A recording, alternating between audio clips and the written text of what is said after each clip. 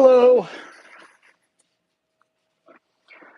Sorry, this my stupid stand. It's like moving on its own, like there was some kind of ghost or some shit. But I think it's pretty much sorted.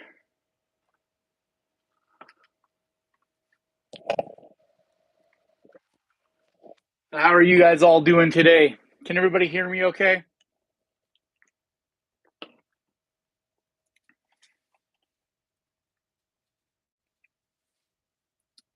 What's up, Joe? To grow under the stairs. Vincent. Happy Friday to you guys as well.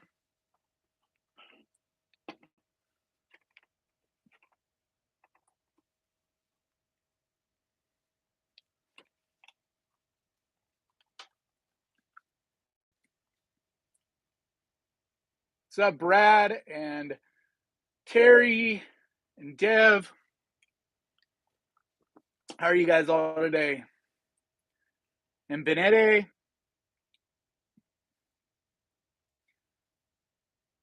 Azul, Jermaine, or Vanity. I guess it's Vanity. Yeah, Vanity. I don't know what I was saying a second ago. I finally got my nails done again. Like they straight up peeled all the way off. Like yesterday, I had literally no nails.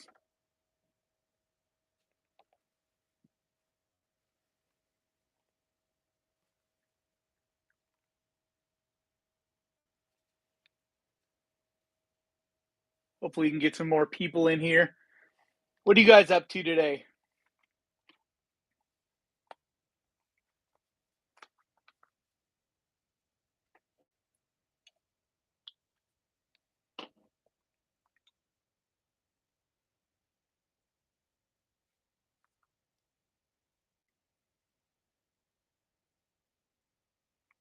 You're allergic to getting your nails done? That sucks. Is it just the nail polish, I guess? Although, I mean, they do use quite a bit of different chemicals when they do manicures. Fucking smells horribly. Oh, I love Glorious. It's such a fun movie.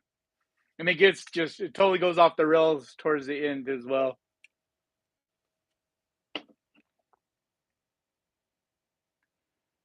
Chilling like a villain. Yeah, I just got back from my daily lunch that I pretty much get every day, and that's In-N-Out Burger. I literally am the most like habit driven kind of person. Like I have almost the exact same routine most days. I have to like make an effort to break up my routine so that I don't always just do the exact same thing over and over.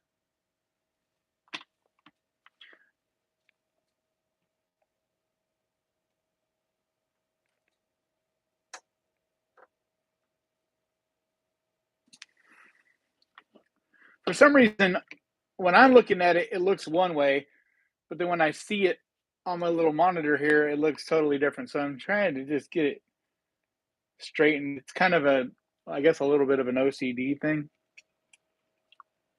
But just in general, I want it to look decent.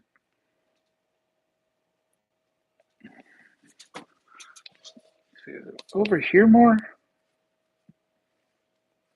I know to you guys, you're like, whatever, dude. You're tripping. I'm still trying to figure out this live stream thing. I think it should be right here. So that's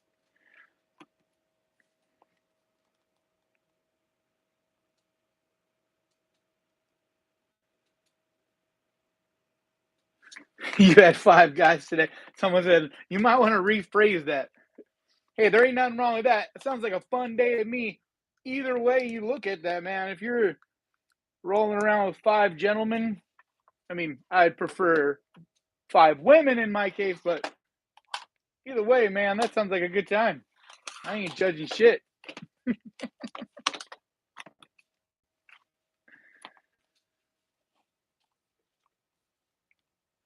So, question: what is your favorite cheese, and what's your least favorite cheese? I love cheese. So there's not very many that I would say my least favorite are, or that I don't like really. But probably Swiss is my least favorite by itself. Like if you have it with stuff, Swiss is decent, but by itself it's just kind of eh. My favorite cheese though is probably like really sharp aged cheddar. Like I love really sharp aged cheddar, but I don't know. There's lots. I honestly like just about all cheeses. I really love blue cheese and Roquefort. Trying to log in on my computer, seeing if there's anything interesting going on today, news wise. What is your least favorite horror franchise? Mine is Hellraiser. I like the Hellraiser franchise, but there's only a couple in that franchise that are good. My least favorite, I don't know. I'm so bad at stuff like whenever I'm asked for least favorite things because I try to always find reasons like good things about everything. So there's not a lot of things that I'm just like, oh, I hate that, you know? Because like even in a franchise, probably you know what my least favorite franchise is Amityville. Like, and that's very safe to say because even though there's a couple in there, like the original Amityville, I even liked the remake. I thought that wasn't even that bad, but there's just been so many movies that are using the name Amityville that are just absolutely a pile of crap. So Amityville would be my least favorite franchise. So yeah, so if you guys want to ask questions, like might as well get it started. Just write question and then write your question. So make sure you start your comment off with the word question because it's the easiest way for me to scan through here and find the questions.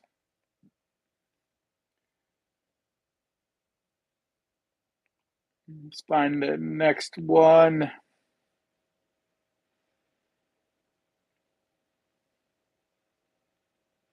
I like that cheese question because as much as I love horror questions, I enjoy getting all kinds of questions. So, oh, I love Hobo with a Shotgun. This is a fun movie.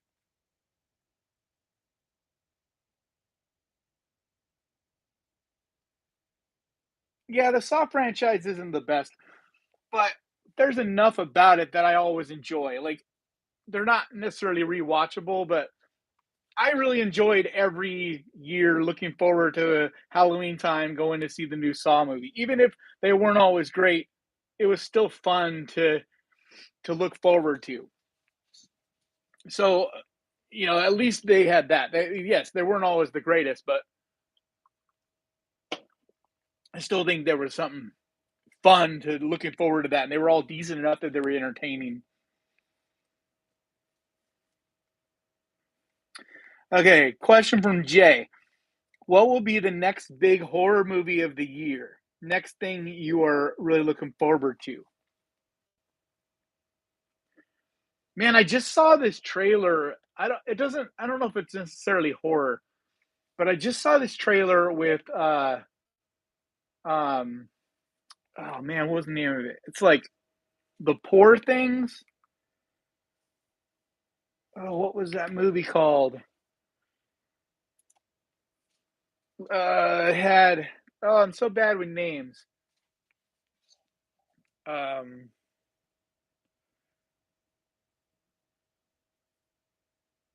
Oh, I'm totally blanking on what it was called.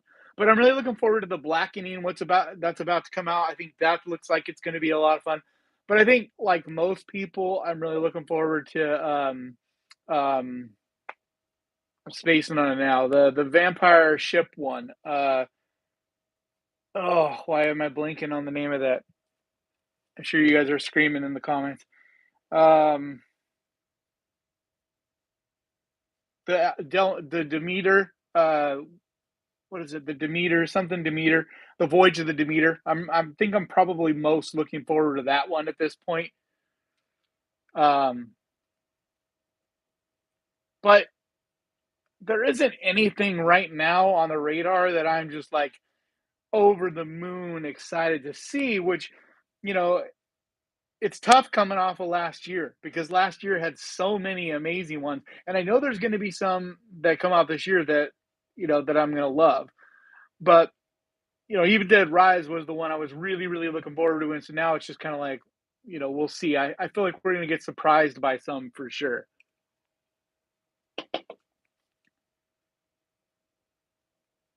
But, but probably the Voyage of the Demeter would be my next one that I'm really looking forward to. I think that looks like it's going to be fun. Question from JFPV. Have you ever thought about writing your own horror short? I'm not really a writer. Uh, what subject? But if I did work on one, it's like what I've always thought of is someday I would like to produce. I would like to somehow make the money or at least make the connections to be able to produce movies, horror movies. And it, there's no doubt about it. It would be cosmic horror. I just love Lovecraftian cosmic horror, and I would love to write, or I'd love to work with a writer and come up with some really cool idea for that. But I'm not really a writer myself. I really struggle with writing, to be honest. Like I could dictate, like if I have someone writing for me, I could probably do okay. But just coming up and writing on my own, not the greatest.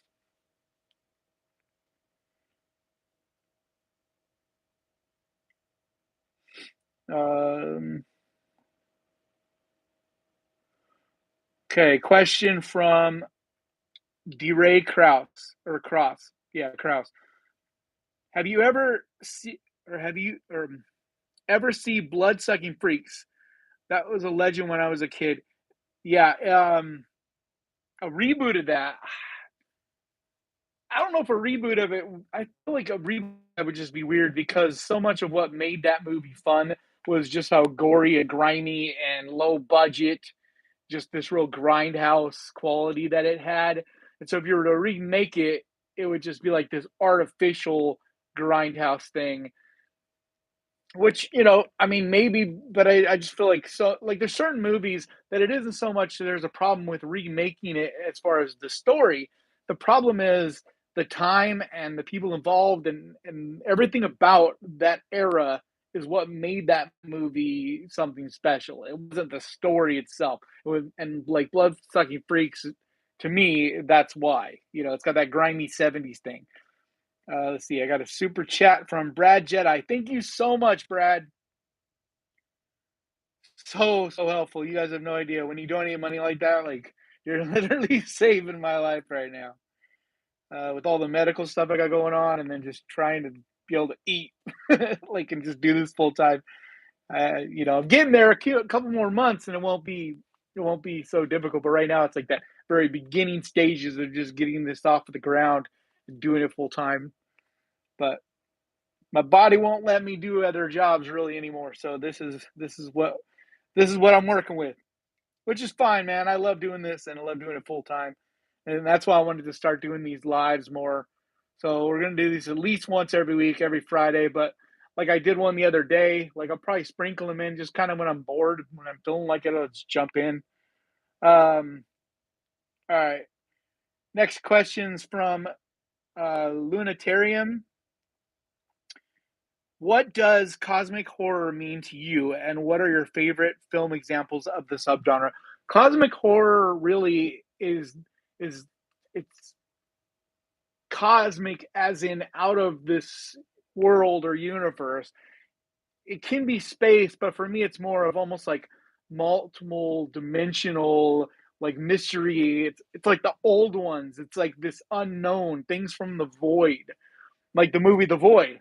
That's very cosmic horror. But like Lovecraft did it the best, where it's just like it could be from this planet, it could be from outer space, but it's this really mysterious from the unknown quality, and it's almost like you know it when you see it.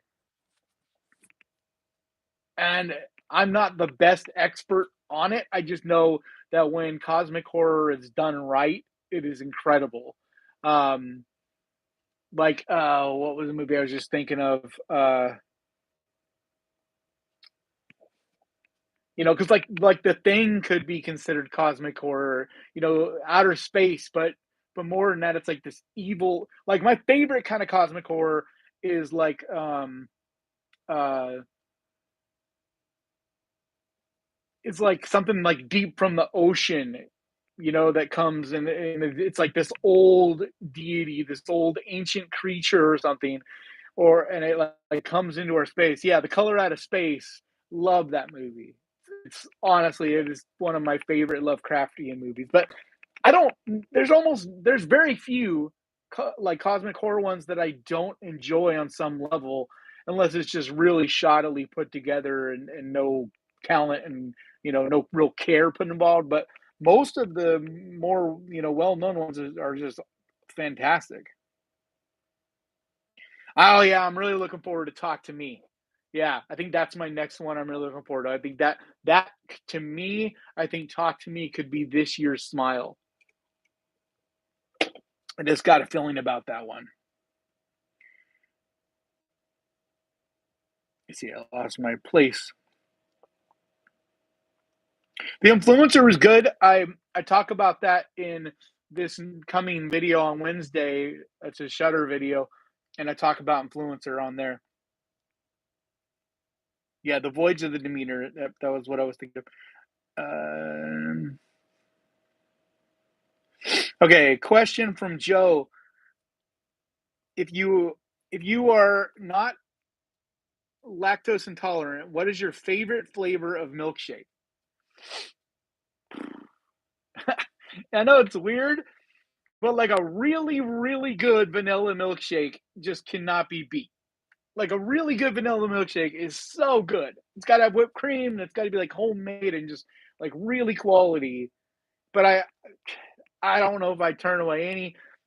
I love like peanut butter milkshakes I've had in the past are really good. I've had some really good pineapple ones, but a lot of times if I'm picking on my own and I'm going to a really good ice cream place, like where I live, we have a place called Leatherby's, and it's like this mom and pop. There's like I think two locations still, but it's just incredible. It's this homemade ice cream, family owned for long, long time, and their ice cream and shakes is just incredible. But that's the kind of question I enjoy. I have fun with questions like that. So thank you, Joe. All right, question from Azul. Have you seen Encounters of the Spooky Kind with Sammo Hung? No, I don't even know if I've ever heard of that. Encounters of the Spooky Kind. Interesting sounding name, but I've never heard of that. Okay, a question from JFPV. Favorite Aussie horror? Probably. Um.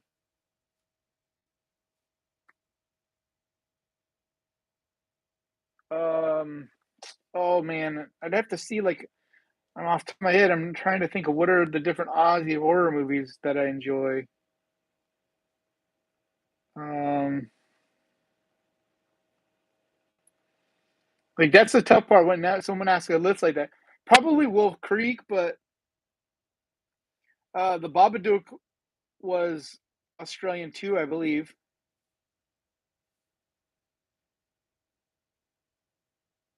But yeah, without digging super deep into it, it would be Wolf Creek. Wolf Creek is the most Australian feeling, because it has so many great shots of the outback and stuff. And then it's also almost like Crocodile Dundee, like on crack. Like it's scary, man. That movie's fucked up and it's scary.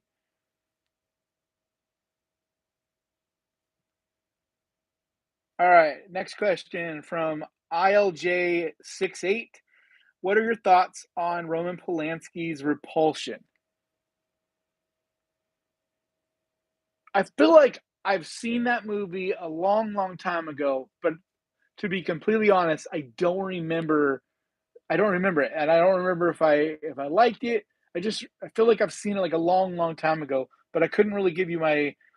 There's so many like old legendary movies like that I've saw like I if I some of them I haven't seen. They're still like definitely from the '70s, especially. But there's a lot of movies like that I have seen, but it was like teens into my 20s, and now I'm in my 40s. So it's like a long time ago. So it's hard for me to remember very clearly on a lot of them. I don't know if I would think of. I don't think Mandy is a cosmic horror. Mandy is just a very like trippy, psychedelic horror movie, but it's not cosmic horror. All right. Let's see. Next question is from Ed.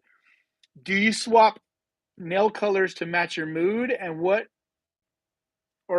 you wear, or just what looks cool? Yeah, it's all about my mood.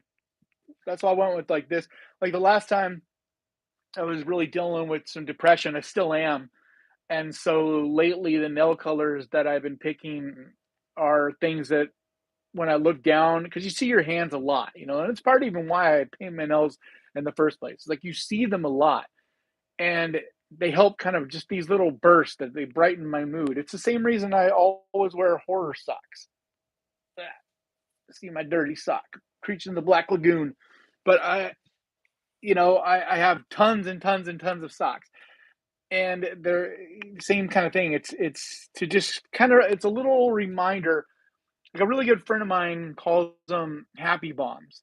It's like you do these little things around you and in your life, and it's almost like setting yourself up to be happier and for success. It's like kind of like the whole idea of pre-making your coffee kind of thing. So my nails are about my mood, and right now it's starting to get hot, and I want to think of like cool, calming things, but also peaceful and happy.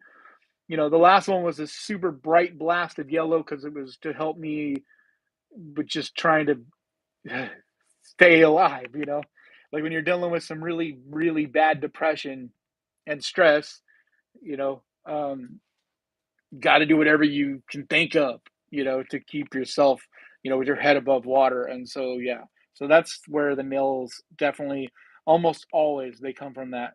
The only other time my nails are decided by something besides that is for like the holidays. Like for Halloween, I'll only use orange, yellow, black, and white. Variations of that, and Christmas colors, of course. But that's about it. I'll use much more summery colors though in the summer, and much more fall-y kind of colors, and you know what I mean. So I'll go a little bit seasonal, but it's also my mood and emotions and kind of things go with that too. I love Cthulhu. I wish someone would come up with a really good Cthulhu movie. It kind of blows my mind that no one has ever come up with a really good Cthulhu movie. All right, question. Do you think the next Saw movie is going to be good? Yeah, but I think it's going to be kind of like what we've seen from the Saw movies before. Oh, and thank you so much from Diane. Thank you so much for your donation. But I think it's going to be the same as like a lot of the Saw. It's like if you're a fan of the Saw movies, and like I said, the idea of Halloween time, going to the theaters and seeing a Saw movie, you're going to enjoy it. But if you're looking for, a game changer for something that's like, wow, probably not. Like we might get lucky. Maybe it'll be one of the better ones, but it's like any other franchise. You're never going to really top the first. It's almost impossible to do. It happens very rare. So so you have to kind of like keep in mind what you're going to see. And if you're going to see a sequel, especially when you're this deep into the franchise, a lot of people are disappointed because they're somehow expecting it to be as good as the first, or it doesn't work that way. Like, it's more of just seeing part of that same story continue and enjoying that ride.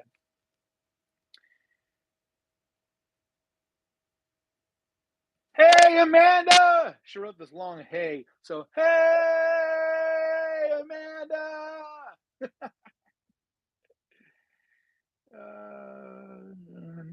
All right. Question from Diane. When we having a watch party, and what movie should I watch tonight? Okay. I am so down to have a watch party. I just need to know how to set it up. So if any of you guys out there uh, can help me get a watch party set up, I am way down. I just honestly don't know how to do it, and it's the only reason I haven't done something like that yet. I want to do it with the Patreon, because on the channel it's so hard because the rights you basically can watch only like public domain stuff, and even those it's like funky. So I want to do them like through Discord or something like that, or Cast, wherever. I just need someone to help me get that sorted out. Oh, thank you so much from Ariane Conti. I believe you're a new patron too. I feel like I saw your name as a patron. So either way, thank you for that donation. And if you are a patron, thank you. So if anybody knows how to set up a watch party, can you email me, kainanbecker@yahoo.com, all one word, KAINAN Becker@yahoo.com. kainanbecker@yahoo.com. But all my information is always in the description. Like if you want to mail me something, the address is in the description of all my videos. If you want to email me, my email is down in the description. All the social media that I use, Twitter, Facebook, whatever, Instagram, it's all in the description of all the videos. So, but let's see here. Oh, and then someone asked uh, if I had PayPal before. I don't have that in the description of the videos, but it's just Kainan, so it's Kainan Becker, and then at PayPal, Venmo. Just basically my name is where you can find me on most things. I don't know who said that, but I saw that somewhere. Let's see. Okay, question from Sydney Stewart. If you had to be a creature, oh, Diane asked what movie she should watch tonight. Um, so tough when it's like I don't know what streaming services you have, but uh, if you haven't seen, like if you're wanting to go out and see a movie, if, I would go see Boogeyman. I really enjoyed that. But if you're staying home, watch Influencer on Shutter. I think you'll enjoy that. And then make it a double feature. So watch Influencer and then follow it up with Superhost. They're both fun movies that I recommend. They're both on Shutter. But Shutter just added a brand new movie today that's supposed to be really good. I haven't seen it yet, but they just added a movie today. All right. Question from Sydney Stewart. If you had to be a creature, monster, which would you choose to be? Hmm.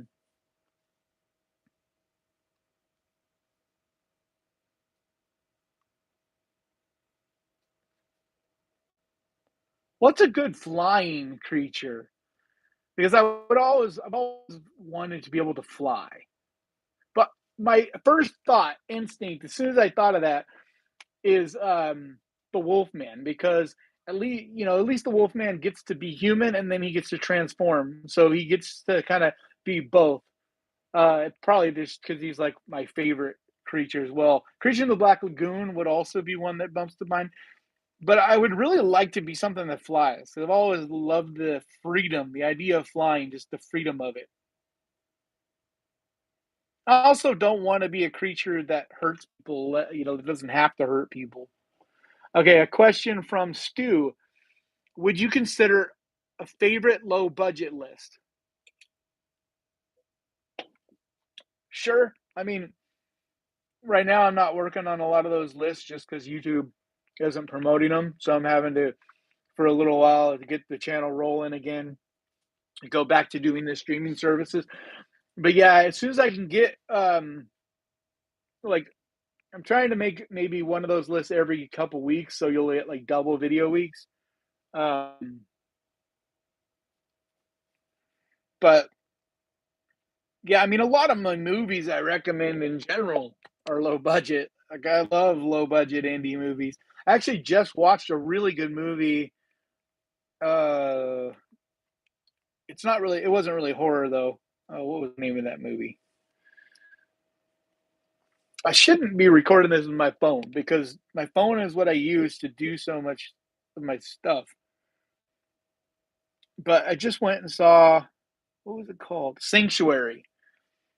And it wasn't really horror. It's just like a indie drama, like weird artsy kind of movie, but man, I loved it. It was like a really strange, bizarre love story for the freaks, for people that don't fit in with the crowd and they're weird and maybe have some strange kinks and things they're into, and kind of separate us. And I feel like I'm one of those. Um, people like that. I think you would really identify with it, and I really like that. I went to a little art house theater and saw that on this past Sunday. But I love low budget indie. That's my favorite kind of movies, just because you don't ever have your expectations too high. You just go into them not expecting much, and it's like if it comes out with, no, Shutter's not free. It's $4.99 a month, but I think it's worth it, especially if you watch my list, because I'm going to give you 10. I have tons of them already that I've done, but I give you 10 movies to watch that a lot of them are indie movies that most people don't know about. And that's the thing about Shutter. When you get it, a lot of people think it's not great. You don't know the indie movies and how good some of them are that you just haven't heard of, like anything for Jackson. So many people haven't heard of that movie, and it's incredible. There's tons of movies like that. But I have a list coming out this coming Wednesday, or yeah, this coming Wednesday for Shutter. That'll give you 10, great picks on Shutter. Like, I think it's a really strong list. All right, I know I've missed some stuff. Oh wow, a super chat from ILJ68. Thank you so much. Um, okay, and a question: who are your favorite horror actors or horror actors and actresses? And are there any that would make you say, "I must see that movie regardless of the reviews"? If it, um, I really love Mia Goth a lot. I feel like just her her level of acting and how much she puts herself into every role makes me want to see just about anything she's in. Even before she had this run, with X and Pearl, she's just a really great actress. I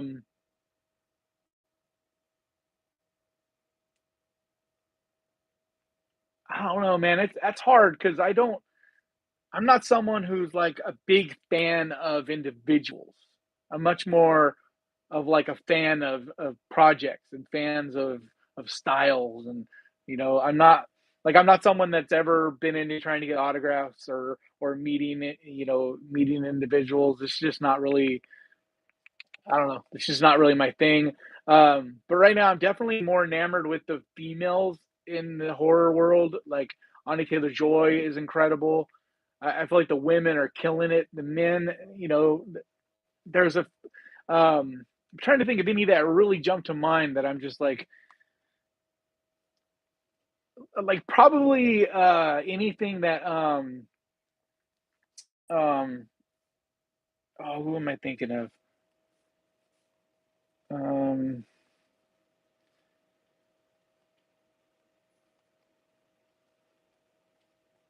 uh, oh William Defoe, as well as Robert Pattinson, to be honest. But William Defoe, if he's in something, it doesn't even matter about the ratings or any of that. Like, I'm interested in seeing it just because of him being it. He's just such an incredible actor. But there's lots of actors and actresses that are just amazing. I just um like I said, I'm just more of about projects than I am about individuals. I hope I didn't miss any super chats. I don't think I did. All right, I'm trying to. It keeps moving every time, so I hope I'm not missing too many questions. All right. And if you have a question, make sure you start your comment off with the word question and then write your question so that I can keep track of when you have a question.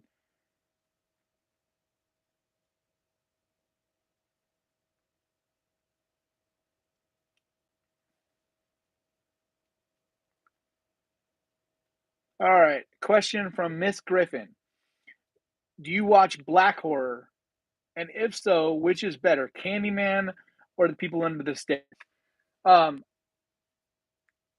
I'm not a fan of labeling it black horror. Like, to be honest, like both those are incredible movies, and it doesn't matter to me what your skin color is. If you can act, you can act, and if you make a good movie, you make a good movie. So, do I watch quote unquote black horror? I mean, I watch good horror movies, and both those are incredible horror movies. Tony Todd is amazing. Um, but like I said a little bit ago, I'm really looking forward to The Blackening, which I guess you would consider black horror because it has black actors, actresses in it. I've never really thought of that. I never even really thought of that as a term.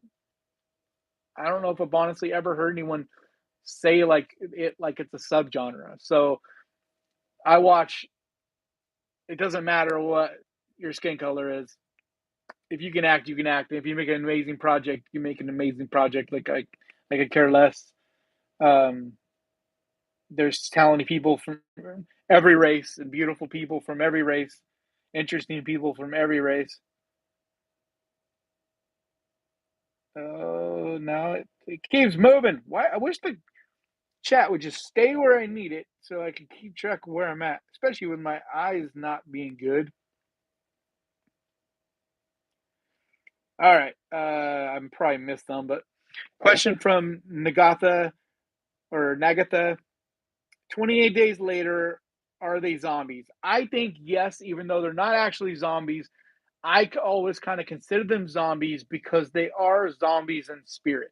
You know, they really fit that same type of thing, just like what we see in the sadness. Are they technically zombies? Not really, not if you consider them the undead. Here's something that I think kind of a lot of people don't really think about, and it screws a lot of people up, is originally zombies weren't actually dead. They were just brainwashed, or they were, like the Haitian zombies. They had been given certain medications and basically, or drugs or whatever, and made to think, a certain way, and basically make them to where they were a walking, like almost brain dead thing, and would just follow whatever you wanted them to do.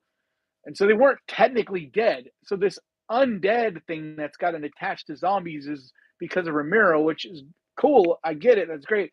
But to me, if you're treating zombies as in anything that is kind of mindless, like a mindless killing machine kind of thing, almost like a shark or whatever, that's a zombie to me. And so the sadness, they are zombies to me. And the same with 28 days and weeks later, like they're zombies to me, even though they're not your traditional Romero zombie. Thank you so much, John. Do crazy ideas. And what happened to World War Z 2? I guess not enough interest. I mean, that movie cost a lot of money. It had a big budget and big star in Brad Pitt, and I don't really think it made much. Like I think it made its money back, but I don't really think it was like a big money property. So a lot of these companies are much more excited and willing to make movies like Evil Dead Rise, where you spend 12 million, and worldwide right now it's made like 150 million. I mean, that's a huge profit, and they're more into making something like that rather than a movie they're not 100% sure is going to make a lot and having to spend 50, 100 million to make.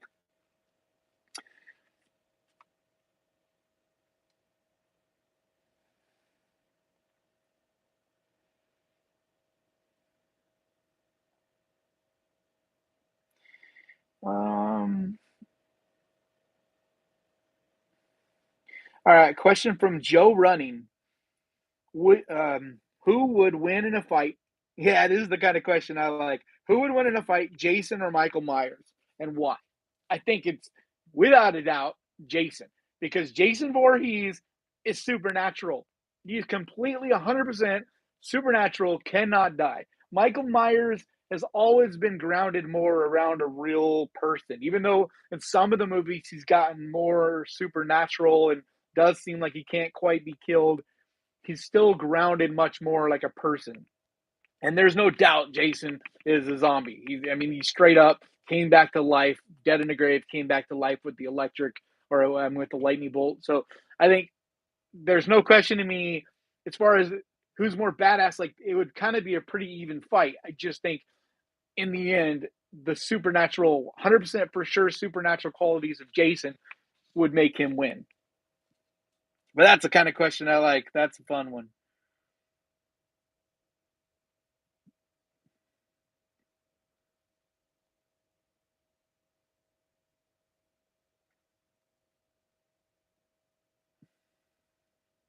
All right.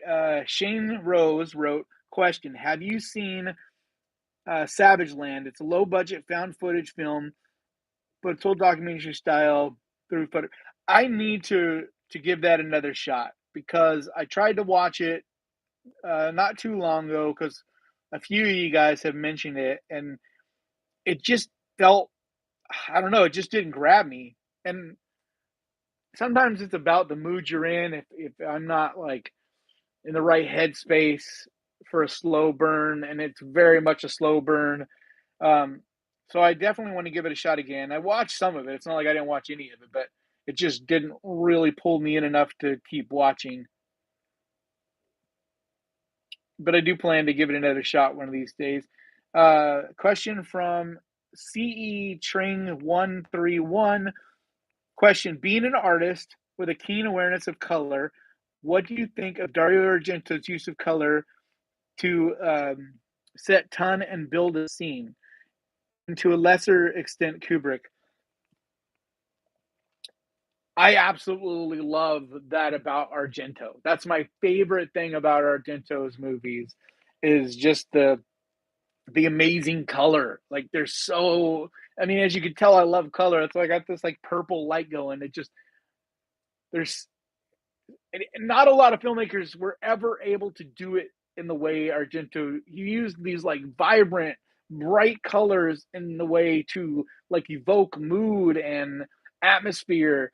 And it was cool because it was almost done in a way where you got to where you forgot that these bright colors were going on and they just kind of become a part of the way that scene, like, you know, like the way the scene feels instead of it being like, oh, this is bright purple, this is bright red, um and Kubrick as well. Kubrick was meticulous about everything. It wasn't just, lighting or colors. Like just every single thing in a Kubrick was so methodically planned out, and his stuff was incredible, but it didn't have that same raw emotion kind of feeling anyway.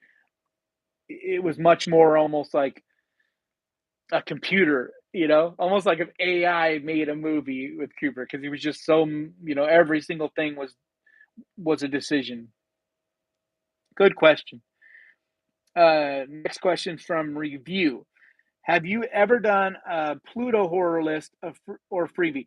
Um, Freebie, I just include in any Amazon Prime ones that I do, Prime Video, because Freebie, if you have Prime Video, it's free, and when you search for movies on Prime, it'll list the freebie ones as well. So I don't even do its own separate thing. I just include it with Prime. And I have done one Pluto video. It didn't do great. It didn't get nearly the kind of views of some of the other ones. And so I haven't done those more often. Also, the commercials are pretty crazy. Like Pluto, like Tubi to me is so much above any of the other free platforms because it has amazing movies, but not just that. The commercials aren't too crazy. Yes, there's commercials, but it's not insane. Like Pluto, it was like, yeah, no matter how much I was enjoying a movie, it was hard to watch a movie on Pluto. So I haven't done more of them, unfortunately, because they have some great movies listed at times on Pluto. But if more people wanted it, I would do them. Um, Lulu Giallo or Gallo, Lulu Giallo, wrote a question, and it is, "What is your favorite kind of horror movie?" Um, it's probably cosmic horror because like it's like my favorite subgenre, but I'm gonna pick a different one because it's pretty much even. My favorite type is probably stuff to do with like folk. magic and creepy, like Louisiana Bayou, like um stuff like that. Movies like that, they're just so creepy, and I love the art design and the creepiness.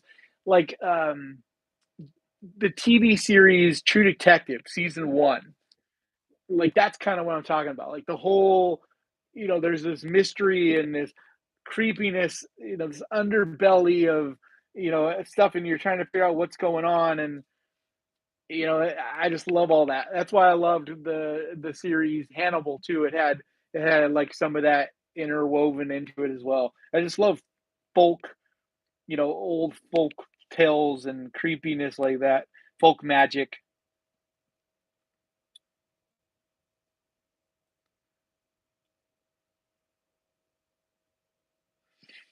All right. Emma Pearl wrote, question: how often are you available to do a movie review for Patreon tier? Are you backlogged?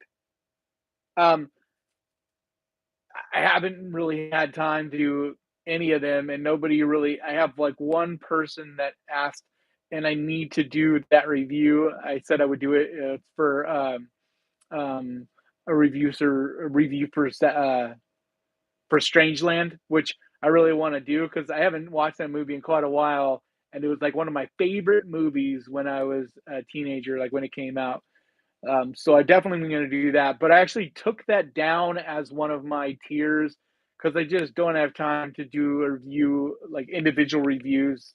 Not anymore. Like, um, if I have like I'd probably start a thing going where patrons in general get to vote on a movie, and maybe like once a month I'll review a movie that everybody can agree on. But doing like individual reviews, it's too much, especially when the amount of work that goes into it. I post it up on YouTube, and almost no one's gonna see it. So I end up taking like a loss, and I just can't afford to take a loss right now. Like I hate that this is about money in a lot of ways because that's not my motivating reasoning for doing this in the first place.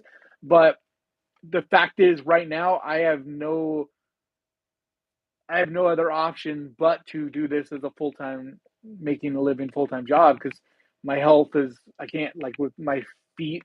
I just had another minor surgery on this foot this week, and never going to be able to really walk the same again. So you know, right now my back's against the wall. I have to do this, and I have to make enough money to survive. Gas, food. Luckily, my sister's basically letting me live with her rent free, letting me use her car. Um, but yeah. Otherwise, I would love to do more individual reviews on Patreon and stuff like that. But it just anyway, I'm rambling, but I just don't have time to do them individually like that. Thank you so much, James Hughes, for your donation. I posted the movie Sadako versus Kayako a few days ago. Your personal opinion. Does the ghost in Ring or Juon win the battle?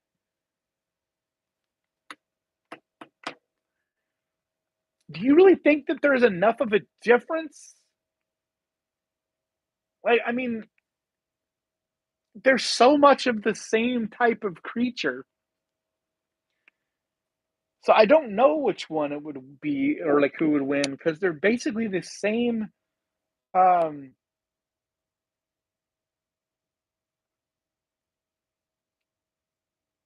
I'm trying to think of like James. Let me know what are their differences in powers.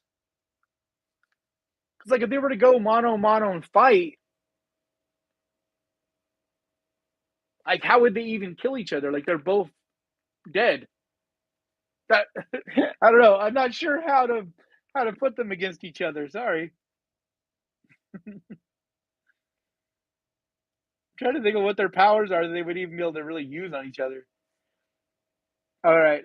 Brian Mayers wrote, just checked in. Have you ranked zombie movies yet? Yes. I have one zombie video and then one non-zombie zombies video, which is like movies that are not quite zombies, but that are basically zombies, but just not, if that makes sense. Top three: Dawn of the Dead, 28 Days Later, and for nostalgic, Night of the Living Dead. Um, yeah, those are right near the top of my list. But yeah, definitely go check out my zombie video. I worked really hard on that one. Uh,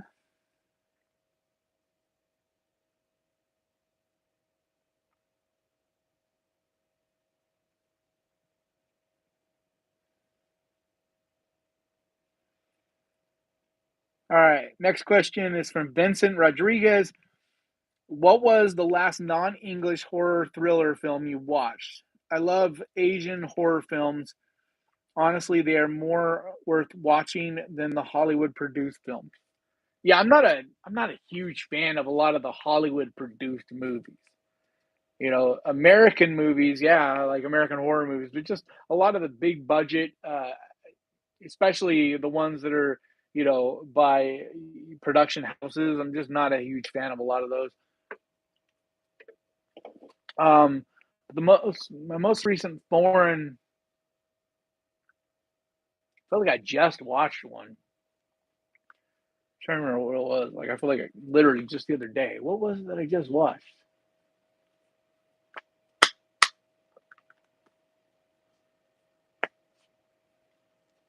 Man, I watch so many movies, I lose track of. Damn it! What was it I just watched?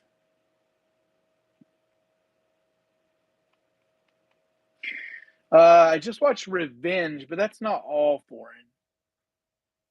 There's a lot of it that's foreign.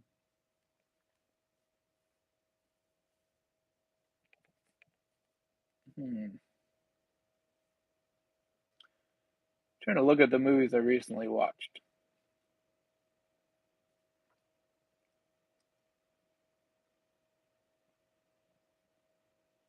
I don't watch a ton of foreign, unfortunately. I'd like to watch more. I just have a real hard time with subtitles because of my eyesight. I mean, you can see how hard it is for me to just read your guys' questions.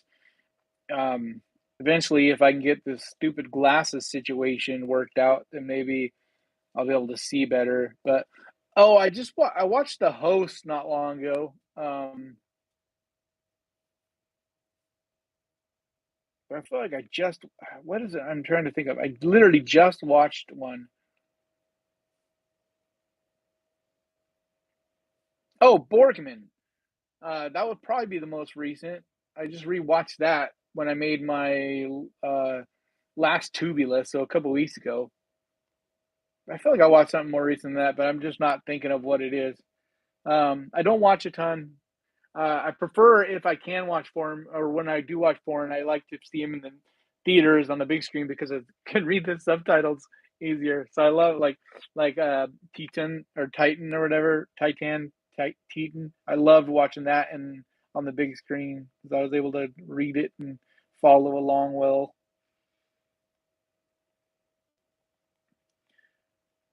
Uh, Thank you so much from Leslie. She just gifted five people memberships. So welcome aboard all the new members that she gifted memberships to. I love that people can do that. That's so fun. And members get early access at least a few days. Like I already posted, or I will. I haven't actually. I'm going to do that right now. I post like I'm posting right now this coming Wednesday's video. So if you're a member in the oh, thank you so much, Stu. Wow, nice. Thank you very much. That's huge. Um, but there'll be in the on the community page just for members only. I post links to the videos early. Like I said, right now I'm posting the one for this coming Wednesday.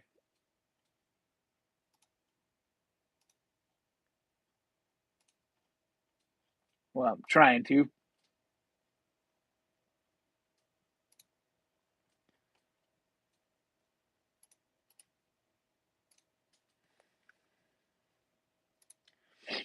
Sorry, I'm not the greatest at multitasking.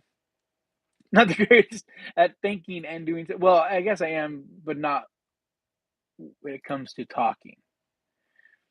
I kind of ever since lockdown. I don't know if you guys experienced this, but ever since lockdown, like my social skills and my talking abilities have just really gummed down. Like I spend so much time by myself, and I've just still not. I still haven't recovered from that, unfortunately.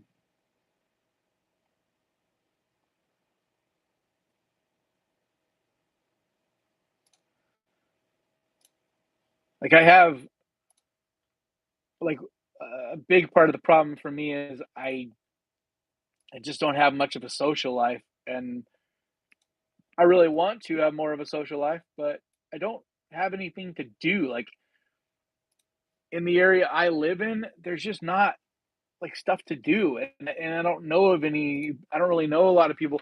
Like all the people I know are in the art world, and I'm not doing art anymore, so I feel strange, kind of in that world now. So I'm in this weird in between ever since COVID, shut down. Like, so I wish a lot of you guys lived out here so we could go and hang out and go to like what I would love to do is have actual movie nights where a bunch of us would mob a theater and go see a movie together, like stuff like that would be dope.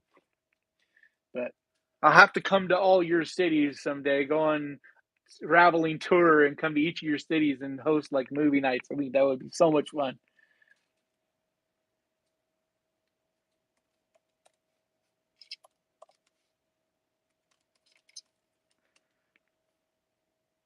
All right, if you are a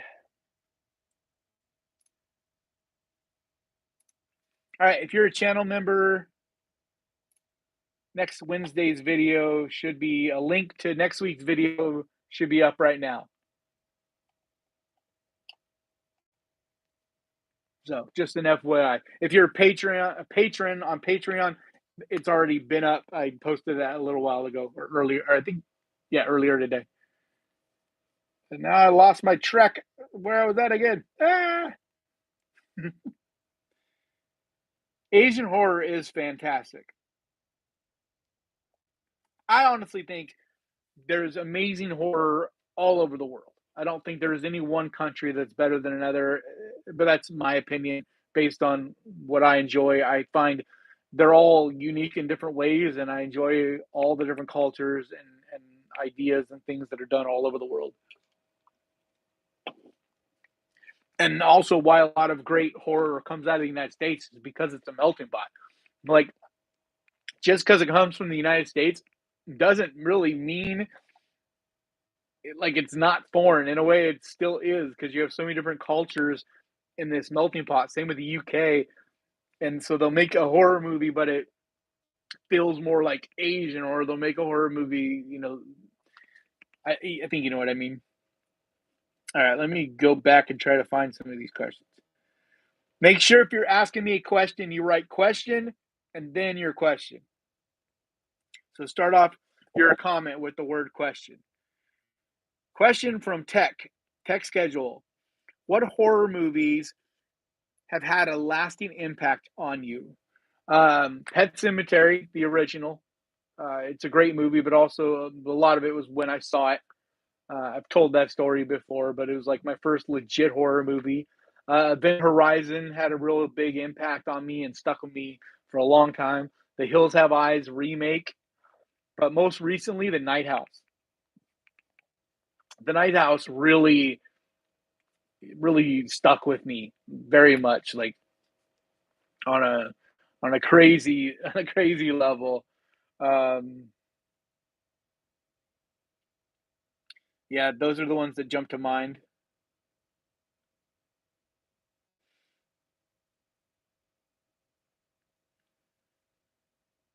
All right. Oh, I love Serpent in a Rainbow. Review wrote question: was Serpent in a Rainbow based on a true story? Yes, it's definitely based on a true story. It has it there's a lot of things it does that are not exactly what really happened, but the origin of it, at least inspired. It's at least inspired by a true story, and it's such a good movie. That movie it is an absolute crime that more people don't know of Serpent in the Rainbow. It's one of the great classic horror movies that just really flies under the radars. It's one of my absolute favorite movies. It's incredible. If you've never seen Serpent in the Rainbow, go watch it. It's so good. And it is inspired by true, like the Haitian zombie thing I was talking about earlier. Yeah, it's so good. All right. Steve H wrote, question: who would win in a rap battle, Freddie or Ghostface? Freddie, man.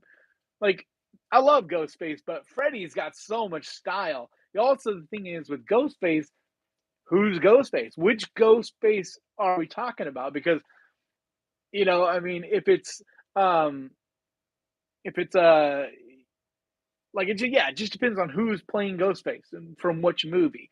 But I still think it's got to be Freddie, Freddie all day. Like Freddie actually did a rap song. Like it's not great, but he actually had a real song that charted. That was a rap song back in the '80s. It's hilarious, but it exists. Go look it up. So yeah, definitely Freddie.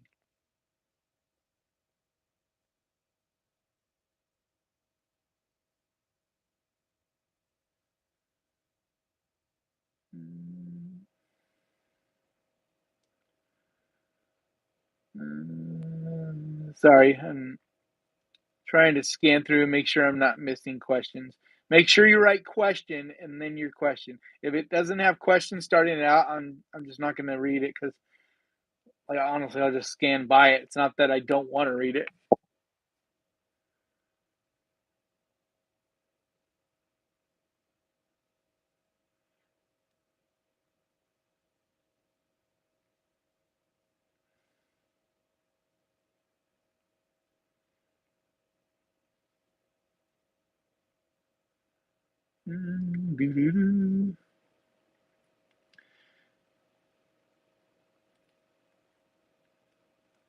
I know there's ways. I need to set it up on my computer next time.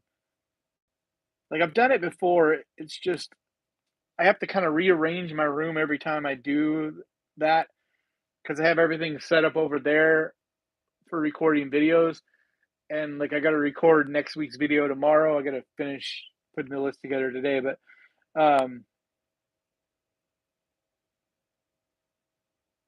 yeah, I so it's like a kind of a thing to move everything around to do it with the computer and the microphone and all that. But I need to do that because I could see the questions I think a lot better on the computer.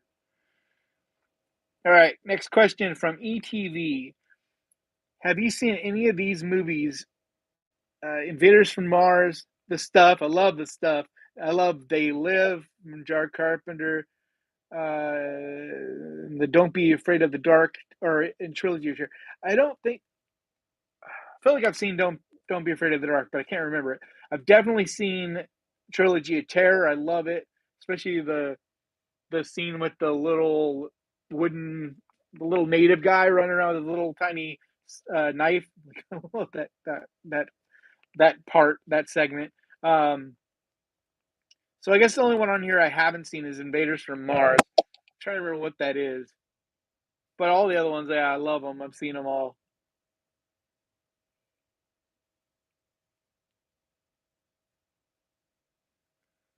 Man, this thing just jumped.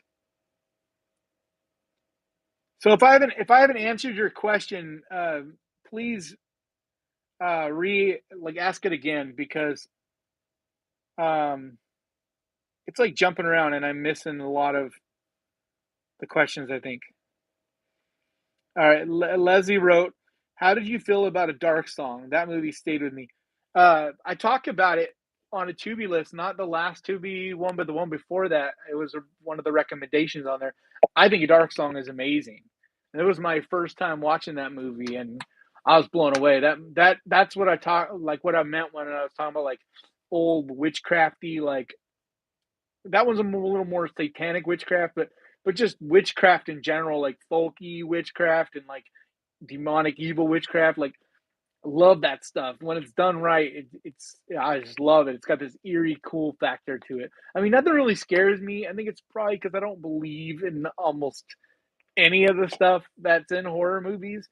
So I think that's maybe why very little scares me. Just in my life, I've seen a lot. I've experienced a lot, and I've come to the point now where I just don't believe in a lot of it. But I love the artistry. I love the storytelling. I love all that about it. So that's what I love about movies. But I'm never the guy looking trying to get scared. Like I don't, you know. Who would win, Freddie or Art? At this point, I would say Freddie because I haven't seen Art display supernatural enough kind of powers that he'd be able to go up against Freddie because Freddie could literally get inside of Art's dreams but we don't know. I mean, Art may not even dream. Like there's still a lot we don't know about Art, which is like as much as I loved both the movies and especially Terrifier 2, we didn't get a lot of answers. We kind of got more questions than answers. So I'm hoping in Terrifier 3 we get a little more answers. Although the mystery behind Art is part of what makes him creepy and fun. So yeah, it's one of those things where you're gonna. It's cool to learn, but then at the same time, then you lose a lot of that mystery. So, but yeah, we don't know. But I would say right now, I would go with um, I would go with Freddy because same reason. Although we did see Jason, I don't know, Freddy and Jason kind of ended up being the draw, I guess, kind of. Okay. Um, LAFC Beast wrote, "Are you planning on doing a top list for found footage horror movies or home invasion horror?" Found footage for sure. Found footage is one of the next ones that I want to do. I think the very next one I want to do, if I can, is the witchcraft one. I've been really wanting to do that one. It's taken a lot of research and trying to watch a lot of movies. So I feel like I've watched at least the big ones out there to make that list. The found footage one, I feel like I've already seen all the big found footage ones, so I could probably knock that one out pretty fast. So that might be sooner rather than later. I'm not sure, but both of them are things I want to do. Question: have you seen Juan de los Muertos, a Cuban comic horror? No, I haven't. Oh, isn't that Juan of the Dead? Isn't that? I've heard it's really good. I think you're talking about Juan of the Dead, which I've heard is really, really good, but I have not seen that. Yeah, I s mm, oh, I hate that this like, literally every time someone comments, it moves around on me like this, and so I can't keep it. I'm trying to hold it still so I can read it, and it keeps jumping. It's like a little jumping bean, so I'm losing track of a lot of the comments and stuff that people write.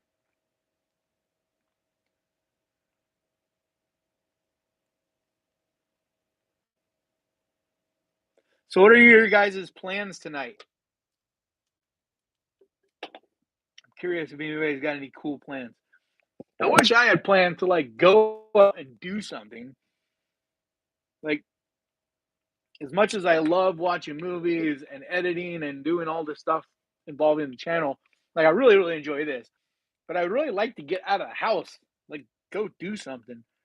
But it's just weird going and doing stuff without friends. On top of that, I don't have any money to go do anything. And as much as you guys donating on here is amazing, I don't get that for like over a month. So like that's what's cool. Like last stream, some people sent me money PayPal, and I was like, "What?"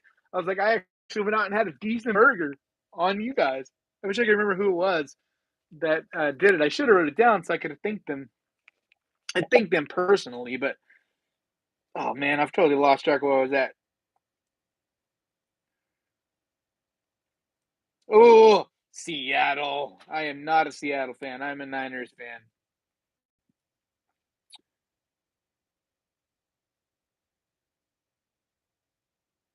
Oh, here we go.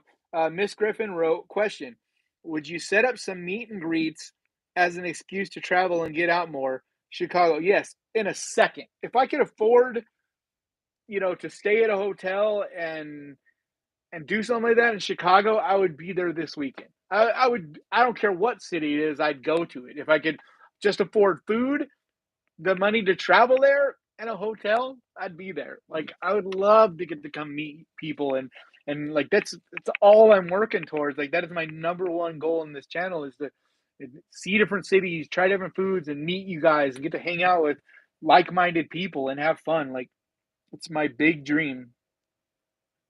So yeah, Chicago. I don't care where it is, especially Chicago. The Chicago's on a short list of places I really, really, really want to travel. New Orleans is really high up on my list. Like New York. Um, I love Seattle. That's one of my favorite cities. I have gotten to travel there before. I've thought about moving to Seattle, but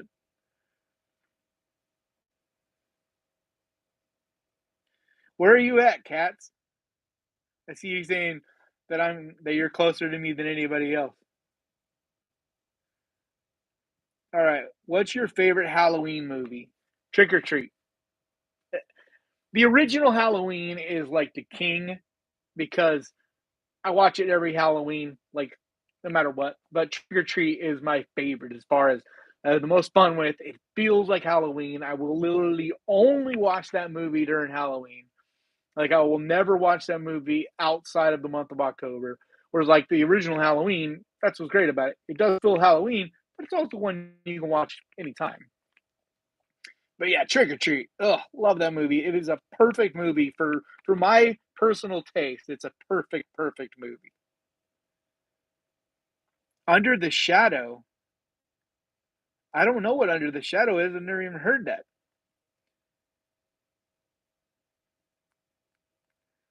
Um,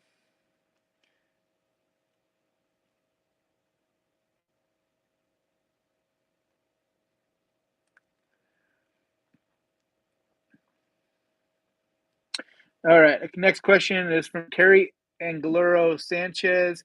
Have you seen? Oh no, I read that one. Uh,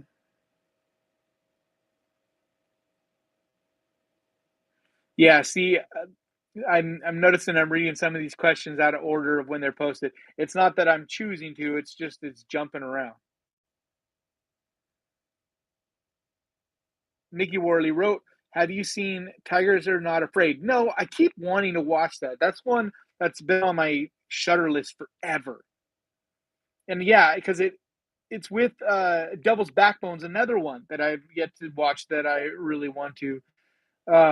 But yeah, both like that is a movie that Joe Bob did, and like I've wanted to watch it, but once again, I really struggle with subtitles. So depending on the day, like certain days, like today, my vision's even more blurry because of my diabetes. Like some days my vision is a little bit better, but there are certain days like today where I mean, like I'm like right up here on this and can barely read this. So it just depends, and so I just can't watch foreign nearly as much as I'd like, which gets very frustrating. And I always try to tell you guys like it's not. I promise you, it's not about that I don't want to watch foreign.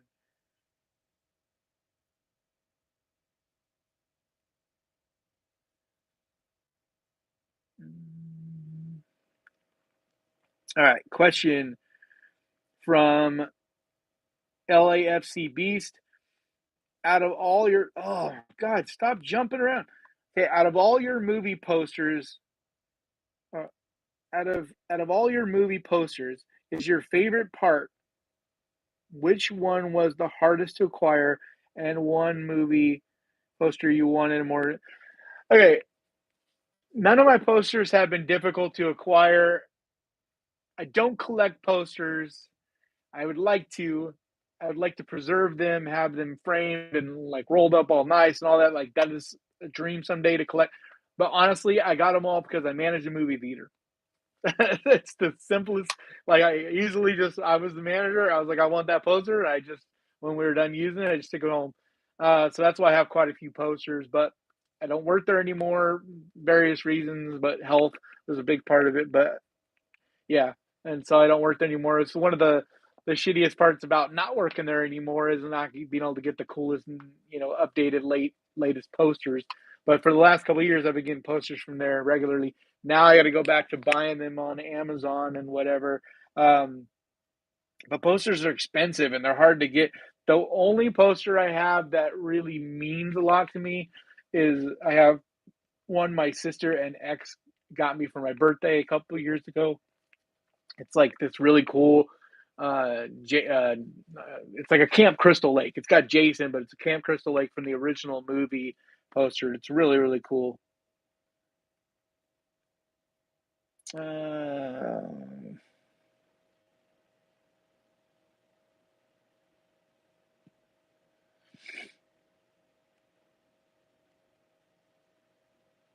all right, next question from Cats. What's one of your favorite found footage movies? I'm a found footage girl. There's a few that I really really like. Um, but Butterfly Kisses is definitely one of my favorite found footage movies and one that like you hardly ever hear anyone talk about. The movie's so good. So that's probably at least the first that jumps to brain or jumps to my brain.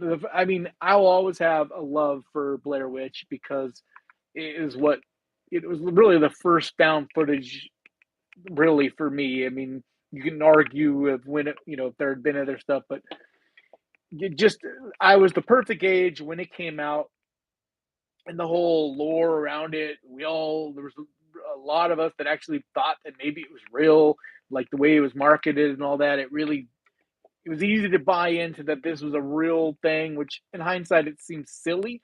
But back then we didn't really have internet with AOL. It wasn't the same, and it got us. But it was so much fun to be a part of that.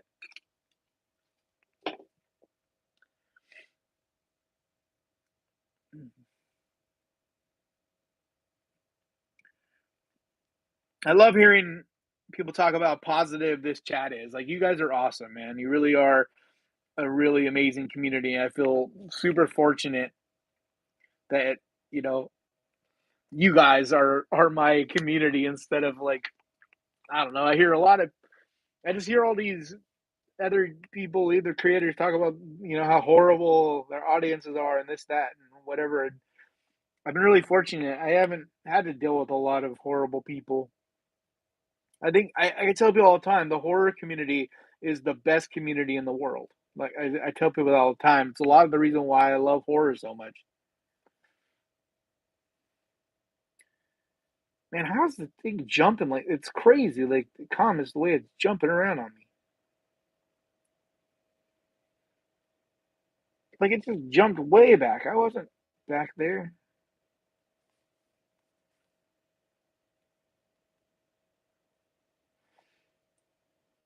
Thank you so much, ETV. And then he wrote for your donation. Then he wrote something evil from 1972 can be viewed on the tube. Yeah, you sent me a link in an email. I think that was you. I have not. I still haven't seen that. I do want to watch it. I plan to. Maybe I'll watch it tonight.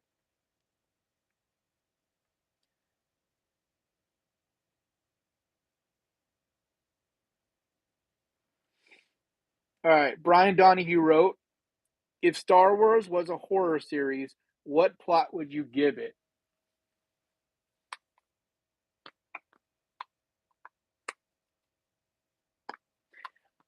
I don't know, but the first thought that came to mind is just picturing if like horror characters were to replace Star Wars characters.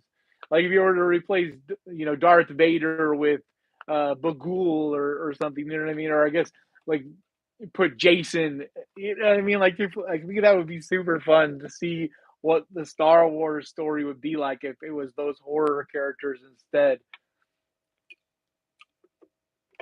But I think in a lot of ways it would be the same story. You would just simply angle it and light it and just do it slightly different, but it would really be like the same story. Could easily be a horror movie. Oh wow, thank you so much, Leslie. I never did this one before. These are fun. Thank you so much. That donation is huge. You're awesome.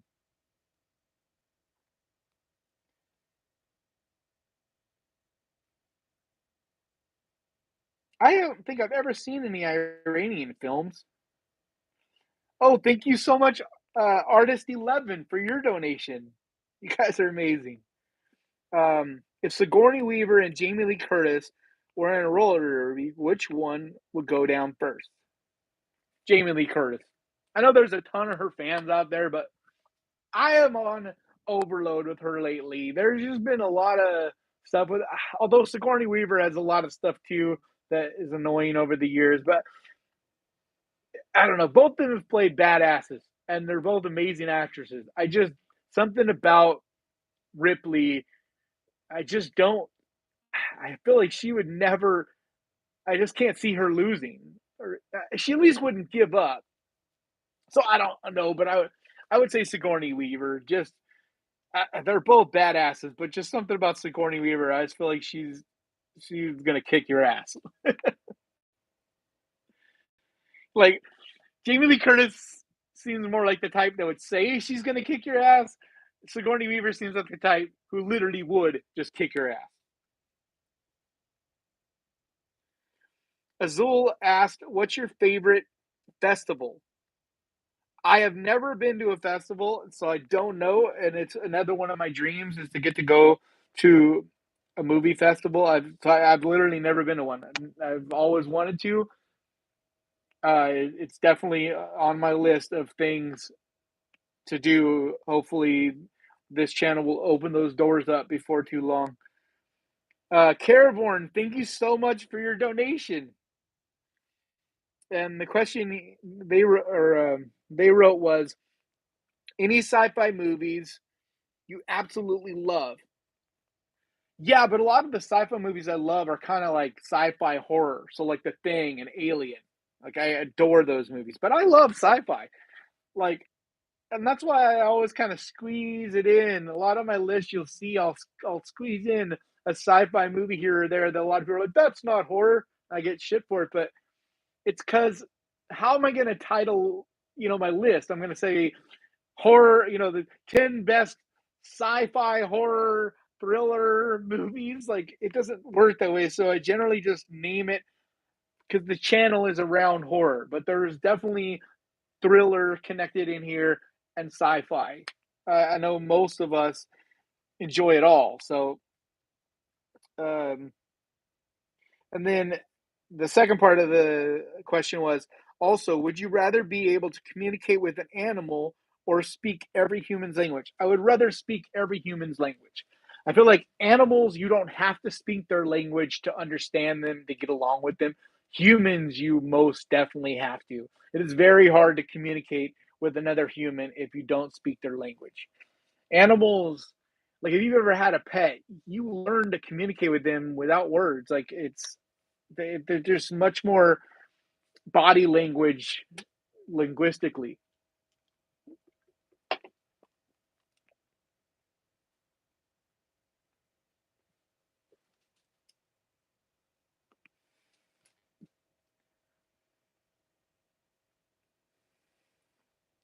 All right, I'm trying to scroll back, try to see if I can see more of these.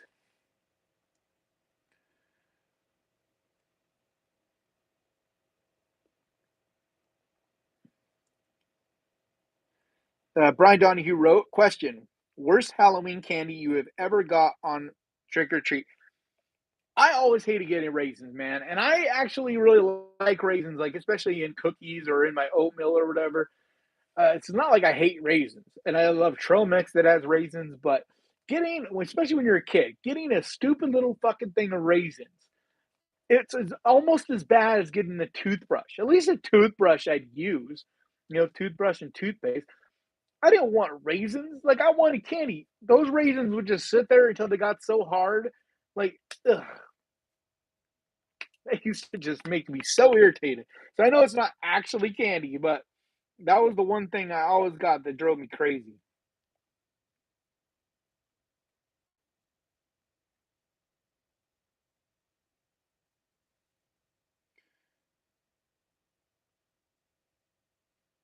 All right.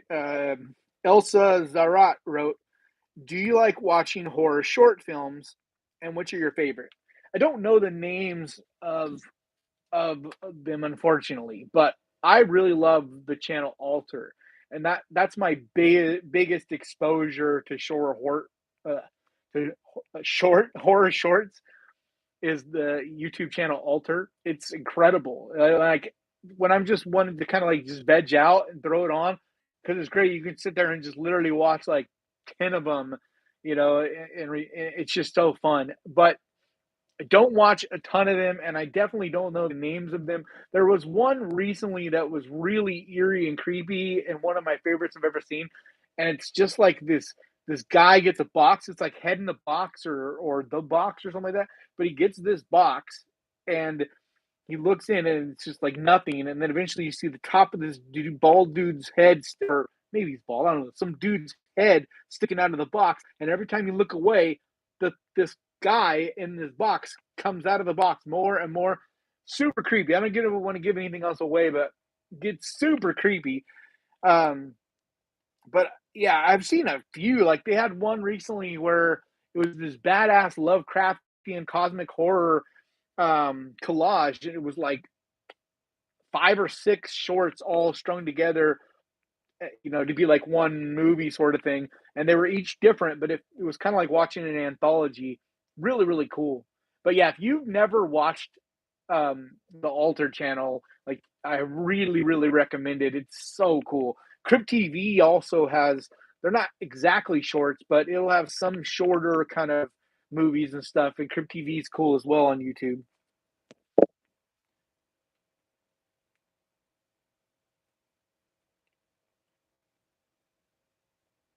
All right. Opening things question: is there a collaboration with you and Dead Me in the works? No, they have no idea I exist. I am a big fan of Dead Meat, especially their podcast.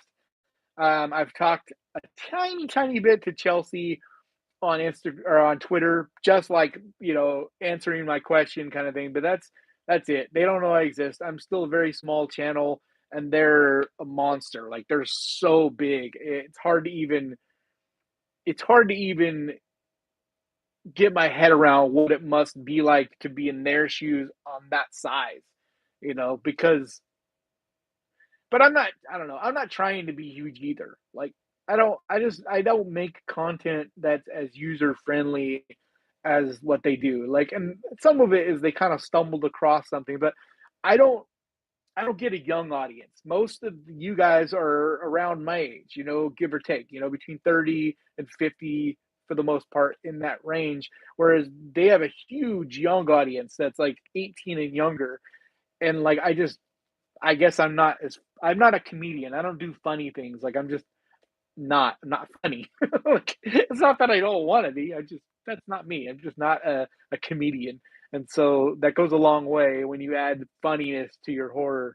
And then they also do a lot of things where they basically make it to where you don't have to see a movie and you can just kind of follow along and they'll like the kill counts. You don't have to watch the movie to kind of get a gist of the movie, or on their podcast they'll and it's strange to me because I don't know why I would ever want to know about a movie and know like the plot points and everything to a movie without seeing it. But apparently a lot of people do, and they get a pretty big audience for that.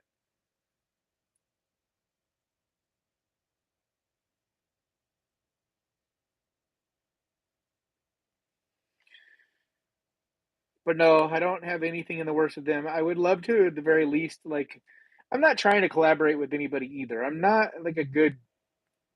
a collaborating kind of guy, really. I'm just kind of keep to myself. I mean, I've done a couple things with a few different podcasts and a few things here and there. I'm more than welcome or more than open to be a guest on anything or work with whatever. But on this channel, um, I don't know. I just kind of do my thing.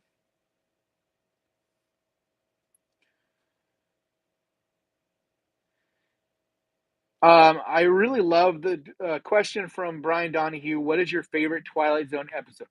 I I don't know names. I do know that I've enjoyed a lot of the Twilight Zone. I used to love watching it when I was younger, especially, but I just don't know the names. Like I never really paid attention to the names of different episodes, but like I'm trying to think some of the ones. I don't even know how to convey which ones I'm thinking of, but like the one with the little boy who you had to keep him happy. He controlled everything.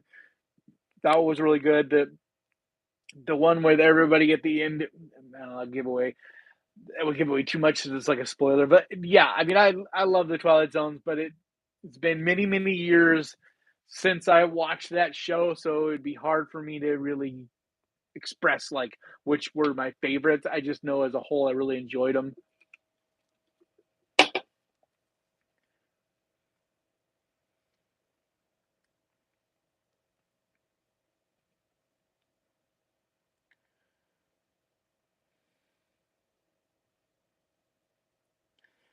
Man, Joe, a handful of pennies is still better than a box of raisins. At least a handful of pennies, you could add it with your change and eventually turn it in.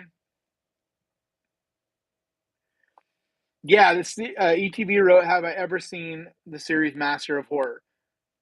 That was so good, and it was like all the greats of horror had different segments of it.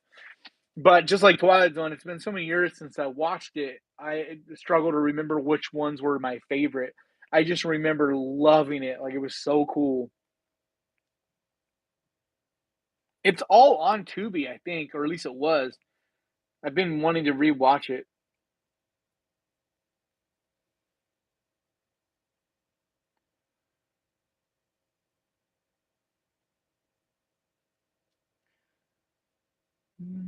Question: Pick one. So Leslie wrote, "Please pick one: Twilight Zone, Outer Limits, or Tales from the Dark Side, or Night Gallery." Ooh, that's a tough one. There's something I really love about Night Gallery. It just there's like this nostalgic thing. Like even though all of them are like nostalgia sort of thing, there was something especially about Night Gallery though, like just the stylized the way it looked and stuff. I think I'd probably pick Outer Limits though. I think that I think I can't remember any of them to be honest, like specifics. I just remember always in watching all of those in some level. But Outer Limits was the one that I remember always getting the most creeped out by when I was a kid or pretty young. So I'd say Outer Limits was it always had the most weird, like creepy, felt more horror to me. Question from Miss Griffin. Um, have you ever seen a horror movie that was too much? What movie qualifies? Uh, I didn't think ABCs of Death or Human Centipede were too much. I enjoyed both those. I've never seen really anything that was too much. Like in a different time, yeah. Like when I was younger, like I've talked about before, Event Horizon fucked me up for a while. It really stuck with me, like really fucked me up. Made me to where I couldn't watch horror movies for a little while. The one that probably fucked me up the most though was the Hills Have Eyes remake. But once again, that was at that time I hadn't seen nearly as much horror. There's a lot of horror now that I don't really like because it's like stuff that's shock factor stuff, like trying to do stuff with babies or I don't know, like where it isn't even about a story, it's just trying to shock you, be gross or whatever. I'm not a fan of that stuff, but I would never say anything is too much. The only things that are too much for me is when it's real. Like there's been some videos that have floated around with like the cartel and handing or head like literally decapitating stuff like and it's real like that gets to me. That bothers me. There's something different about like just knowing it's real and seeing someone get decapitated versus a movie. There's just no fun in it. There's no artistry in it. It's just a waste. It's a loss of life for no reason because of like stupid bullshit, money and drugs and whatnot. Um, so that's the only thing that's too much for me. But in movies, nothing's really too much. I just may not be a big fan of it. I'm like, okay, that's but it always comes down to just not that great of a movie. It's just pointless, you know. It doesn't. It's just trying to shock somebody. It's trying to, not really service the story.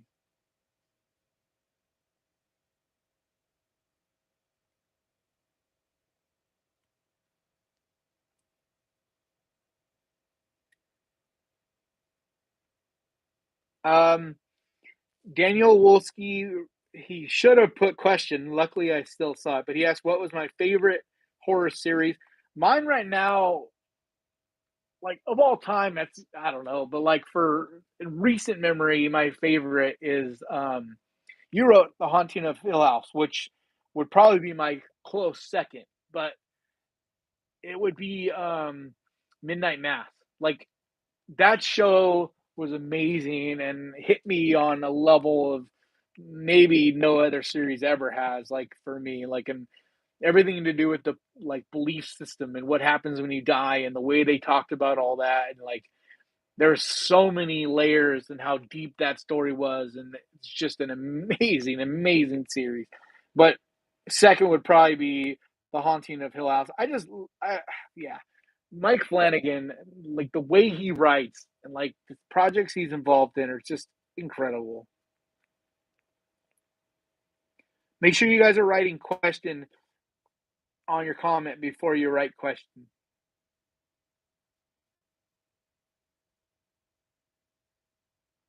All right, question from Cora Vorn. Which was better, Dark Crystal or Return to Oz? I have never seen Return to Oz, and I don't know why. I've always wanted to watch it, never have, but um, I've seen parts of it, of course. I love Dark Crystal though, man. It's such a beautiful, like fantasy, cool, like creepy thing, especially as a kid. That was the closest thing I think to horror I saw as a kid. It's very gateway horror. But yeah, I need to still see Return to Oz because I know there's so many scenes in it that are just so creepy.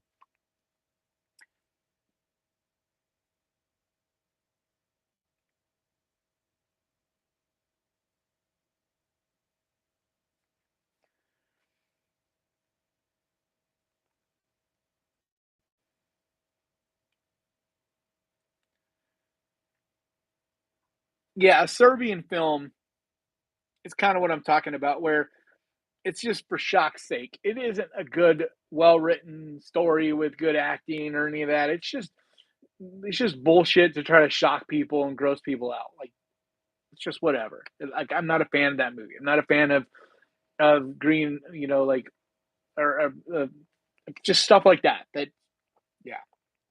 Anyway, but it's not like too much for me. It's just like why? What the fuck? Question from Joe. Did you ever watch Friday the 13th, the series back in the day? No, not back in the day. I've watched a little bit of it as an adult. It just, I don't know. I don't remember loving it, but it's been a long time since I watched it too. All right. Billy Turner wrote question: best worst sequel, RoboCop 3 or Mummy 3? Hmm.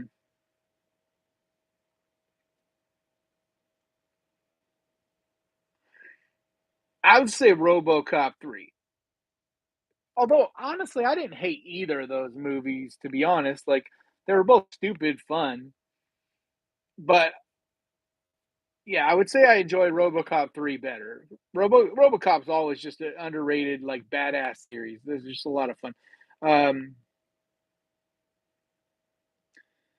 let's see. Paul Medina wrote, Kanan, have you seen the Norwegian horror movie Rubdi or AKA Manhunt? I don't think so. No. Robder. No, I haven't seen that.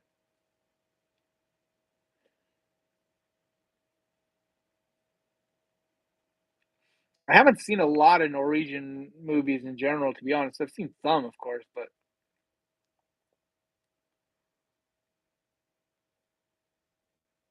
the world is such a big place, It's so hard to Oh, thank you so much, YouTuber me. I didn't even realize you did a donation. Thank you.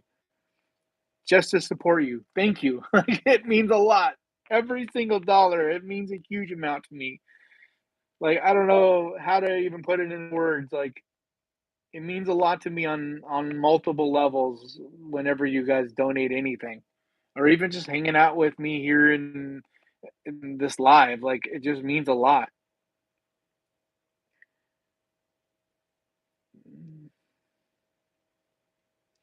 What's the last movie that legitimately spooked you?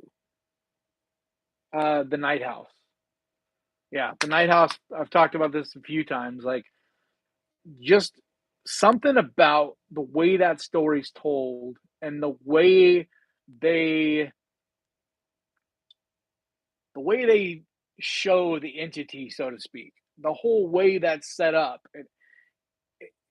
just the different layers, and maybe it also has to do with when I saw it and the headspace I was in, but it really creeped me out. It really got to me and really stuck with me, but in a beautiful way, not in a way that was upsetting, but in a way that just was profound in a lot of ways. Question: what's your favorite from opening things? Question: what is your least favorite horror subgenre?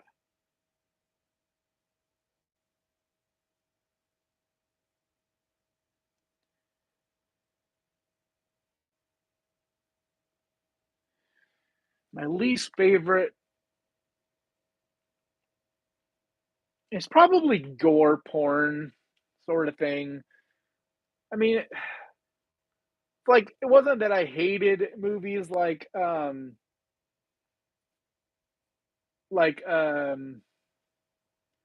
like I enjoy the Saw movies, but I felt like Hostel took it a little bit, and then there's stuff that's a lot worse than that. But it's like anything that's just pointlessly gory, pointlessly gross. And like I don't know if that's a subgenre of its own.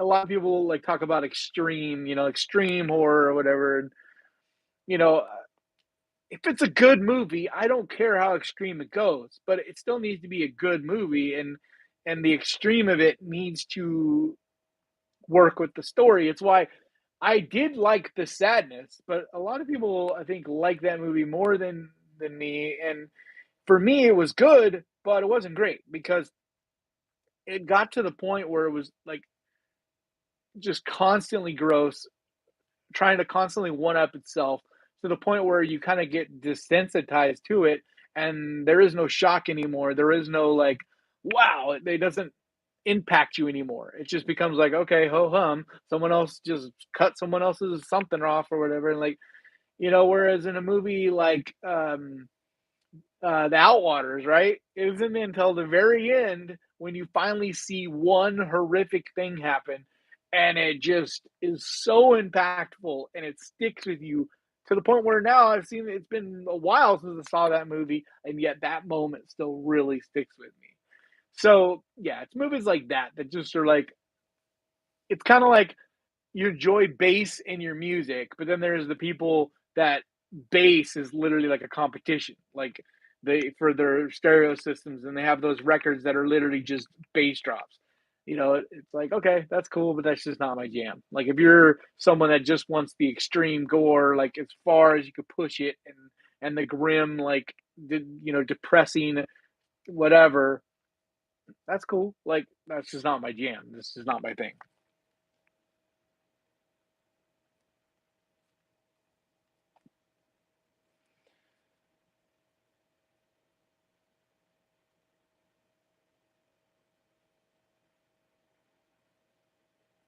Um, Okay, Korobin wrote, question: which would freak you out meeting more in real life, aliens or ghosts? Aliens, 100%. Um, I don't know if I have or not, but I at least at different points in my life felt like I met ghosts. In hindsight, now I'm not sure. I'm not sure what that is. If it, you know what I mean? I don't know if I'd say that what I met, like sometimes what we think are ghosts, I'm not so sure if they're ghosts or if it's something else. Like maybe the the veil to other realities is just so thin that we're almost bumping into each other with this other parallel dimension or whatever. But maybe it's not ghost as in someone that died, spirit still running around. But at least at the time, the things I've experienced, I at least believe that they were ghosts at that time. I have a couple times experiences where it felt like I met people that had passed away, like I ran into them, or and it ended up being a dream. Or one time I woke up and I swear my grandma was at the foot of the bed and talked to me for a minute. And as much as I was surprised feeling by those, they they didn't they weren't terrifying. The vastness, the like unexplainable, literally having no idea how to even respond of what it would be like to meet an alien being from, because there's literally, nothing about them. At least with a ghost, right? If it's a dead person, well, they were a human. They have a lot of the similar experiences, at least before they died, that you had. So yes, there's some unknown with them and things you don't know, right? But for the most part, you still have at least some things to connect on. With an alien, who knows? I mean, it depends on what they look like, or like they could be like not even human like in any way. Like, so it's all kind of about too, like what they appear like and what technology they use and those things when you were to meet them. But I think we're getting really close to something happening with with aliens and all of that. There was a huge whistleblower that just came out. He was a really high up government official who basically said straight up, "We have a couple alien spacecraft, like, and we don't know a lot about them. We don't know how to reverse engineer them. Like, we have them, but we don't know exactly what they are or much about them." I feel like Pandora's box when it comes to all that is just barely starting to crack open, and it's exciting, but it's also a scary. The possibilities are terrifying to me.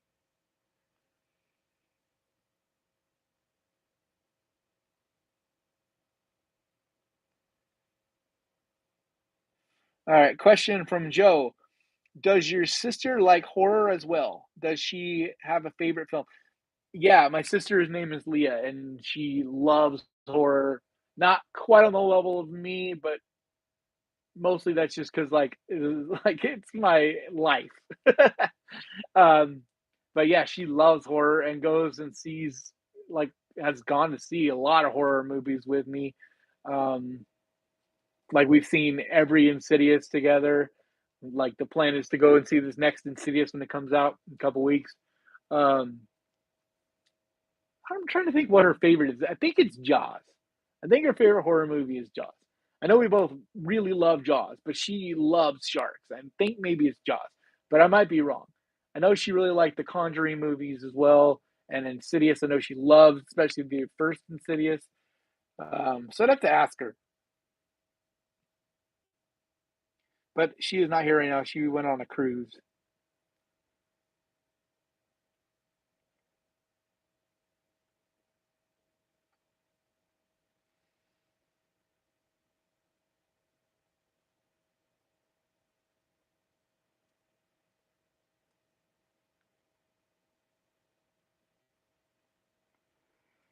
Let's see. Darth Raider. I have an unopened copy of a Serbian film. I know about the content in it. Would it be weird to still watch it, even if I know what it's about? Teaches his own, man. Like, like for a lot of people, a Serbian film is one of those things where they wish they had just never seen it. Like, there's especially the climax or the most disturbing scene or whatever in it. I think a lot of regular, like normal people, kind of would rather not have seen that. I just think it's a slummy. Like I don't know. I've never really understood the big deal about that movie. It's just like it's disturbing. It's uncomfortable. It's fucked up. but it's not a good movie. Like, it's just become kind of like a challenge, can you handle watching a Serbian film? And, like, it's like it just seems like 13, 14, 15-year-old thing. Like, if you're an adult, it's like, yeah, if you wanna watch it, go ahead, but, it's pretty disturbing shit, but there's no fun in it. It's like, you could say, um, Centipede is or fuck, what the heck? I just totally blinked on the movie I was trying to talk about. Yeah, Human Centipede. You could say Human Centipede is super fucked up and all that. And yes, it is, right? But there's a level of fun in it. Like, it's fucked up fun, it's fucked up twisted, but there's something fun about it. And like, Serbian film doesn't have that. Like, it's truly just fucked up shit. And I think it's mostly fucked up shit because it's real. Like, there's real shit that happens in this world, like a Serbian film. So there's no fantasy element. There's no, creativity involved. It's just watching fucked up people do fucked up shit. So, yeah.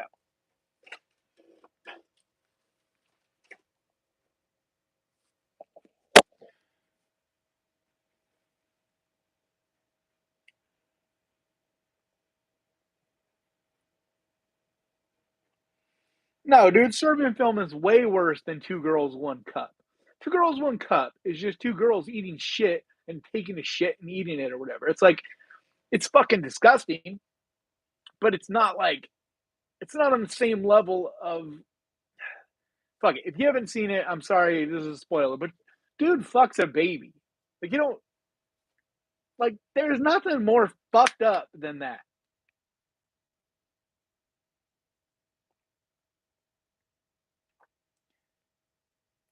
Like, I just think it's even fucked up as a creator to put in a movie, especially when it doesn't really serve.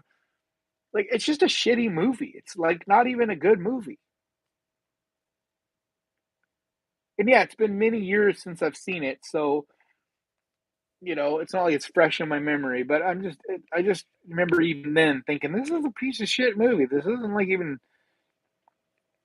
interesting. It's just fucked up.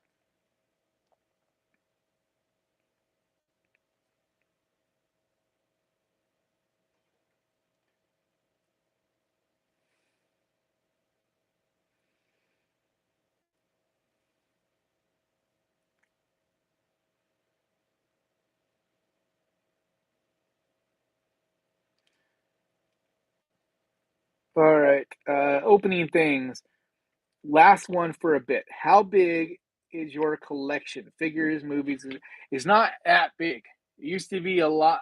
I used to have a lot more stuff, but unfortunately, when things have happened in my life, divorce and whatnot, I've had to downsize, and now I live out of one room. I have a storage, but I've been also super broke lately and have had to sell uh, quite a bit of stuff. So now a lot of what I have left is what you see, unfortunately. It's what you see mostly on the set. I still have some stuff in storage and a little bit stashed in places, but someday I'd like to start being able to collect cool stuff again. But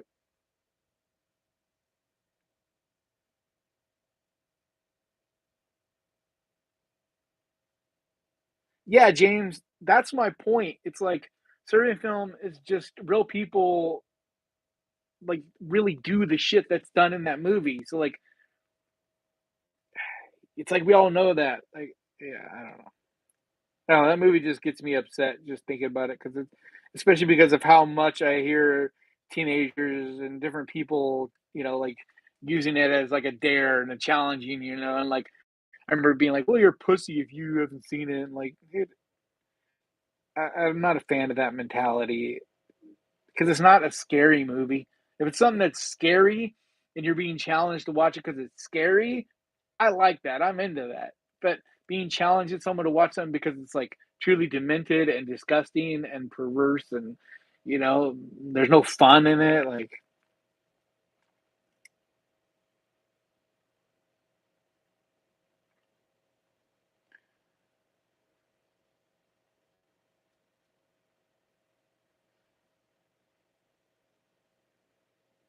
All right. Question from Joe. I have never seen you mention it. Did you like The Crow? I loved The Crow. I was obsessed with The Crow back when it came out when I was a teenager. Like my favorite movie in the entire world. I loved that soundtrack. I listened to that. It was like I literally the day it came out of Tower Records, I rushed out and bought the CD. Like loved that. I think I even had it on cassette. Like if I remember correctly, I bought it on cassette and had it on CD. And like just was so obsessed with that movie. I loved everything about it, like the way it looked, the style of it. Like Brandon Lee was just amazing in that movie, and yeah, I'm really interested to see what they do with the remake, but it's not going to replace the original. So I hope everybody goes and sees it and doesn't like this isn't as good as the original. Don't do that. Don't try to compare. You'll never replace Brandon Lee. You'll never replace that movie. That is its own beautiful thing that'll always be there. This new one is just going to be its own thing, doing its own thing. So I'm going to enjoy it on its own level because you never replace the original for me.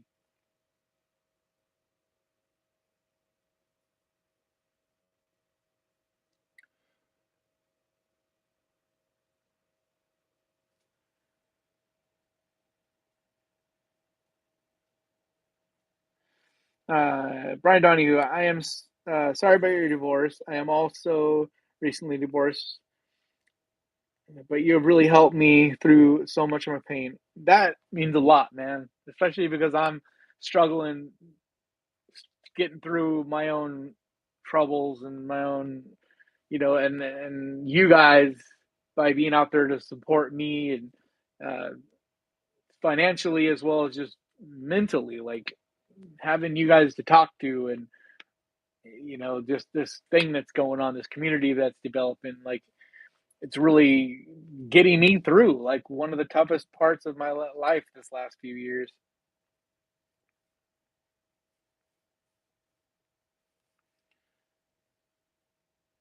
So it means a lot that I am able to help you guys too.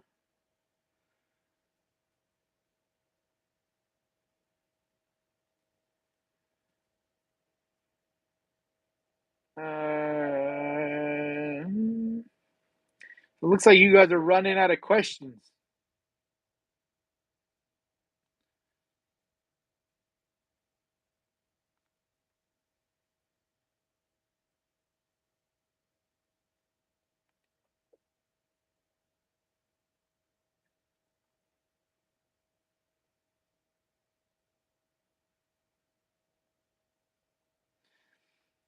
Miss Griffin, I am so with you. The deleted scenes 13, or I don't know if it was a deleted scene with 13 Ghosts, but it was on the blue or the DVD Blu-ray that showed the behind the scene or like the story of each character in 13 Ghosts was so cool. Like that was badass. And I think it would have been sick if it was in the actual theatrical movie. I don't see how it would have been though. That's why I don't know if that was deleted scenes. Um, I don't know of any that come to mind though that would have that have necessarily made the movie. I forget which one, but there's been a couple of the Friday the 13th that the gore needed, like the gore would have made it way better if it had been and instead they removed it. I'm trying to remember which ones, but there's a couple of them where they've recently put the gore back and like it makes the movie way better. Is it like five? I think I can't remember, but oh, thank you so much, Corvin. I think you already donated earlier too. Thank you so much for your donation. Question: would you rather be a vampire, werewolf, or ghost? Also, did you ever watch the U.S. version of Being Human, which had all three as roommates? The U.S. version of Being Human. I don't know what that is. Was that? I think it's a series, and I've never seen it. I think isn't that like a sci-fi series? I'm not sure, but I've never seen that. But as far as I'd rather be a werewolf. I've always just felt a kindred spirit to a werewolf, much more than I do a vampire. and a ghost, I mean, a ghost is kind of the loser's deal. Like you died, so you're a ghost. There's no like, you know what I mean? It's not like it's like what do you call it? It's like the booby prize. Oh, YouTuber me, another one. Thank you so much for your donation. When a Stranger Calls is the scariest movie ever. At least the first 40 minutes. Yeah, the first 40 minutes of that movie are incredible. Unfortunately, the rest of that movie, the next hour or so, it's kind of boring, and it's really just like a procedural detective movie that's just not that great. But that first 40 minutes, especially for when it came out, was like nothing that had been done before. It was so like creepy and very, very cool. Let's see. Question: Chucky versus a leprechaun. Who wins? I think it's a leprechaun, and I don't think it's even close because leprechaun is magic, man. Like he can do a whole bunch of shit. Whereas like Chucky can't really be killed per se. Like he's really smart and finding ways to survive, but he's not really superhuman, so to speak. Like yes, he's not, he's a doll, but he's kind of limited, and it's what makes it to where he doesn't win in his movies. He always ends up losing, really, because he's just very limited. I just think Leprechaun has got all these superpowers. Oh shit, another donation. Ian Baldwin, thank you so much. You guys are amazing. Like, it'll never get old. Like seeing you guys like giving me money, like showing how much you appreciate like what I'm doing. It's huge. Like, it's hard to even put into words like how cool that is.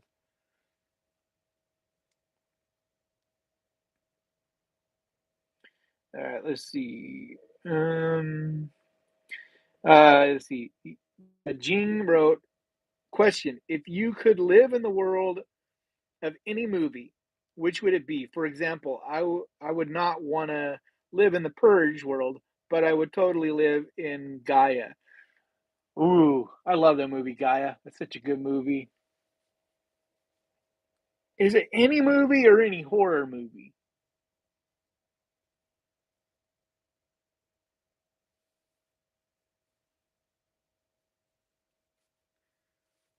Hmm.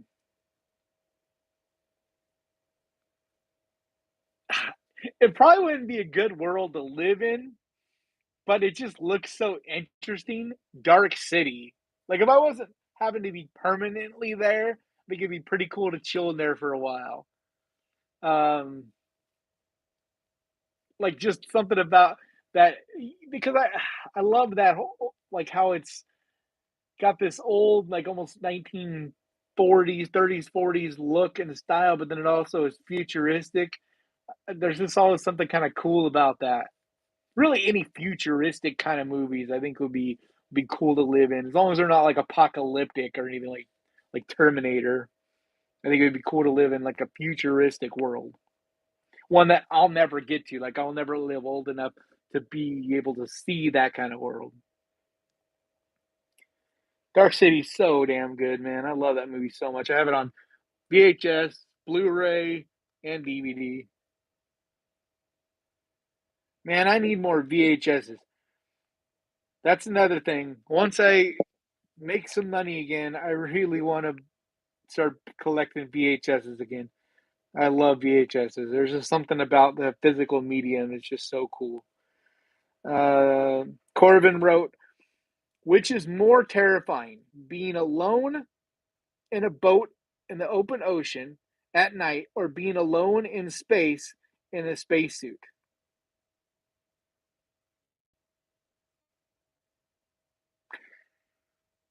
I think space, because being alone in the open ocean at night, you can't see anything, but you're at least in a boat and you're at least still on the planet. And there's a much higher possibility of a boat coming near you or by you than there is a space shuttle, right? Like, and even if one does come by you, you know how hard it would be to try to pluck someone out of space? Like, people don't, like, if you're not really into space, you don't. to realize like how vast space is. It's like in movies how they always show comets and they come in and there's like this crazy storm of all these comets hitting everything, right? In reality, every comet, when there's like a comet, what do you call them? Like a storm with a bunch of different comets, a comet shower, whatever in space, they're literally like miles apart. Like each one is like miles apart. It's crazy. Like the vastness of space is it's impossible really for our minds to even get around. So I think if you're in space by yourself in a spacesuit, you're fucked. So you might as well open the hatch and finish it because yeah.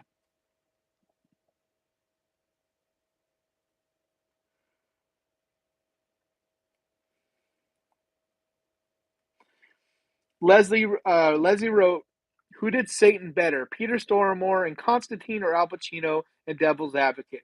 That's without a doubt to me, Peter Stormare. I think that's the best Lucifer that's ever been done. That's my opinion. But I just absolutely love that performance. Like it's so cool. It's what I picture.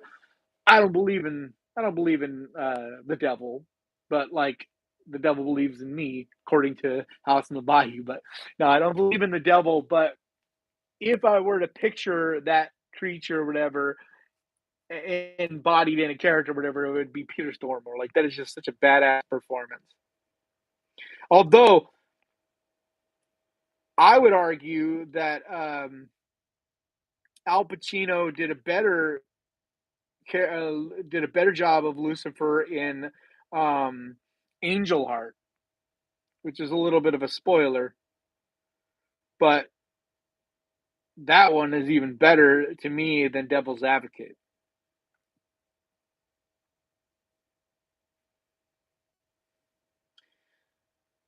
YouTuber me again.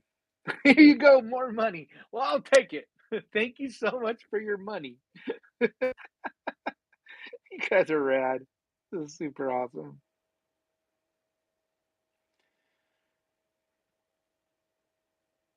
Good night, Vanity.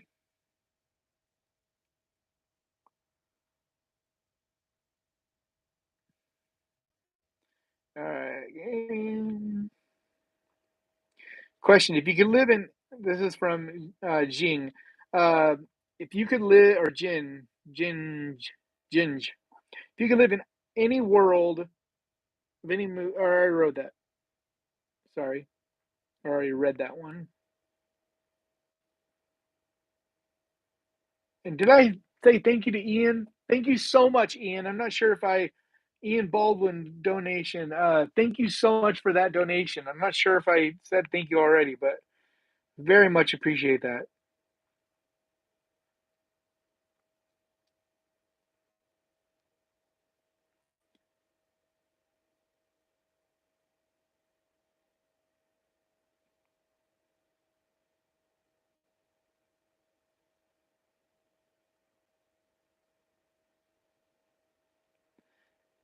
Oh, Paul Medina wrote, question: Have you seen The Vigil? Yes, The Vigil is phenomenal. I've recommended that movie so many times on the channel. I did an individual review as well as I put it on multiple recommendation lists. Like, I cannot recommend that movie enough. Like, there's something so cool and unique about it because it's done from like a Israeli, or not Israeli, from a Jewish point of view, and it's something that you don't see in movies very often.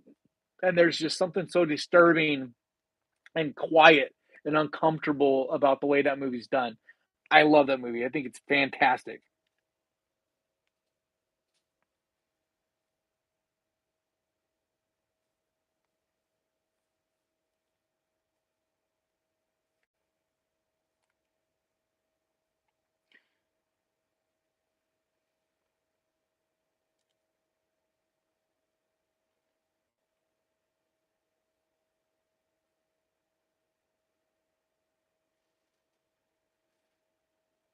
LAFC Beast. Do you plan on seeing Brooklyn 45?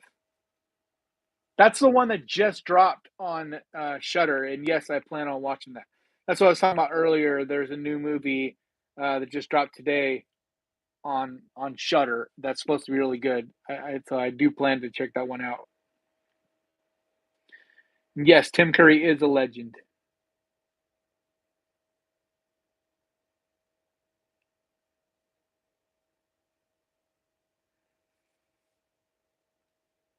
Jen, thank you so much for your donation. Seriously, all you guys, thank you from the seriously from the bottom of my heart.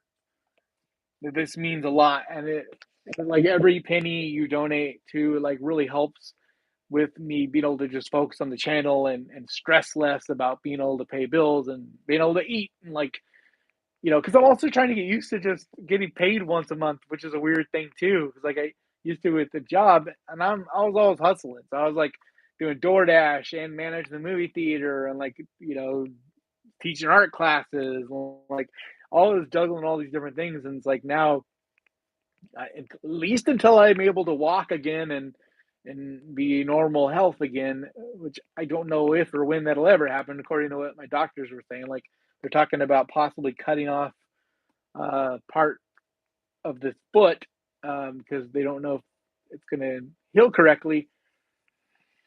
So I have to really focus on this, and so everything you guys donate just really takes that stress off, But there's also that part that like I genuinely mean it when I say like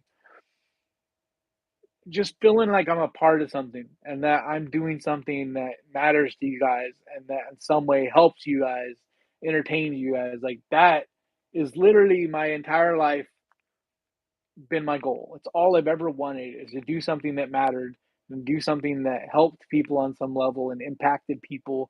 It's kind of the whole thing of like when you die, will you be remembered? Did you do something that affected society on some level?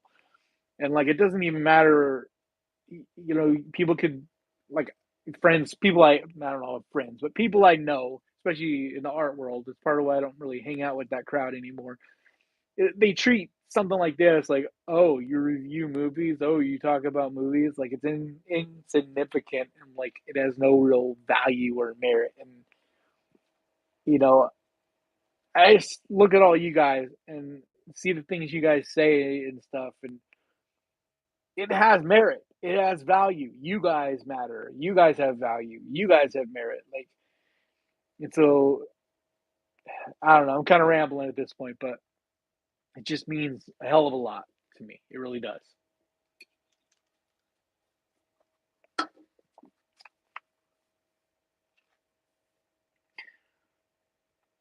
Let's see.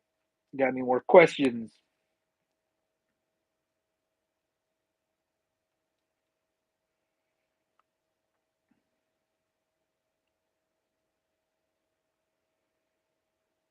I've never seen Portal to Hell. Rowdy Roddy. I didn't realize Rowdy Roddy Piper was in anything else besides They Live. That's cool. I need to see Portal to Hell. I am so LAFC Beast wrote question. What are your thoughts on the Nosferatu getting a remake? I am extremely excited for that. That is probably right at the top or right up there at the top of movies that I'm most excited for and anticipating. I mean, just the cast and everybody involved in it. And yeah, like I am really excited. I think that movie is going to be phenomenal. I really do.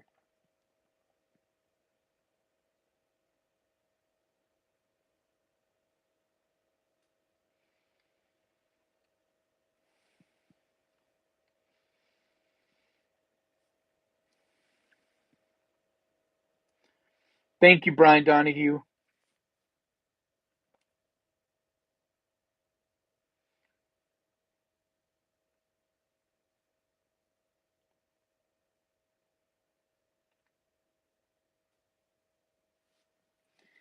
Doo-doo-doo. Anybody else got any questions out there? All right, let's see. Joe wrote question: which actor is your favorite Dracula? I think it's oh, I'm totally blanking on his name. Um, So,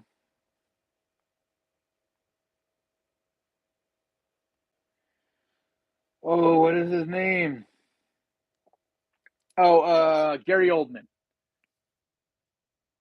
Yeah, Gary Oldman. I think Gary Oldman is probably my favorite Dracula. Like that movie is just breathtaking. It's amazing the way he portrayed it, both like as the man thing, when he was just a man, all the way till he was this evil creature of the night. I mean, of course, Bela Lugosi will always be that like iconic Dracula. Like when you think of Dracula, you're always going to think of Bela Lugosi. But as far as my favorite performance, and like if I could just only pick one, it would be Gary Oldman's. 'Cause it's so cool. There's so much style to his Dracula.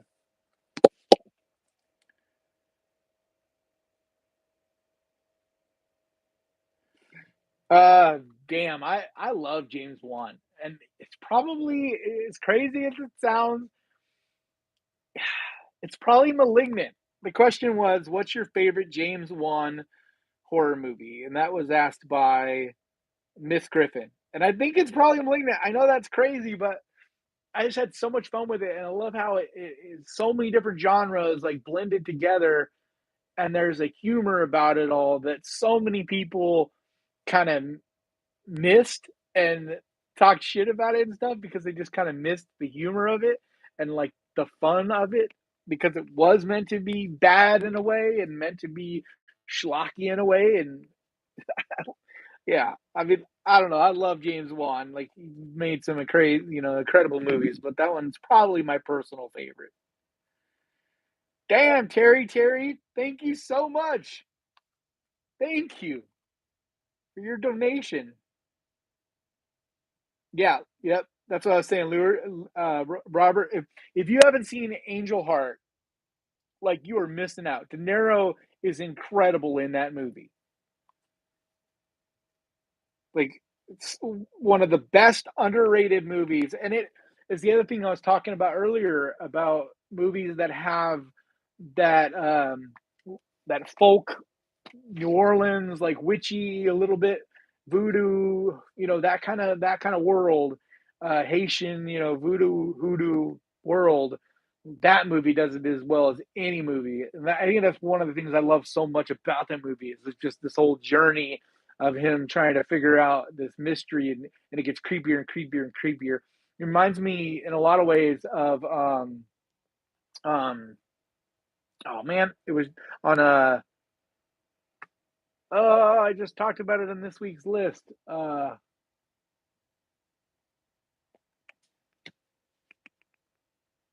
Damn it. I hate when my memory blinks out. It's like I'm trying to do this. It's hard to do it when my brain blinks out. This week's list, HBO,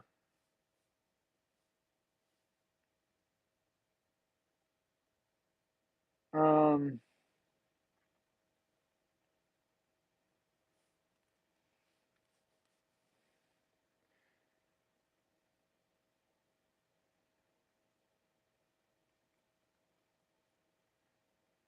Lord of Illusions. Yeah, totally lost my train of thought. Yeah, Lord of Illusions. It's like it reminds me in a lot of ways of Lord of Illusions. So if you like Lord of Illusions, you love Angel Heart.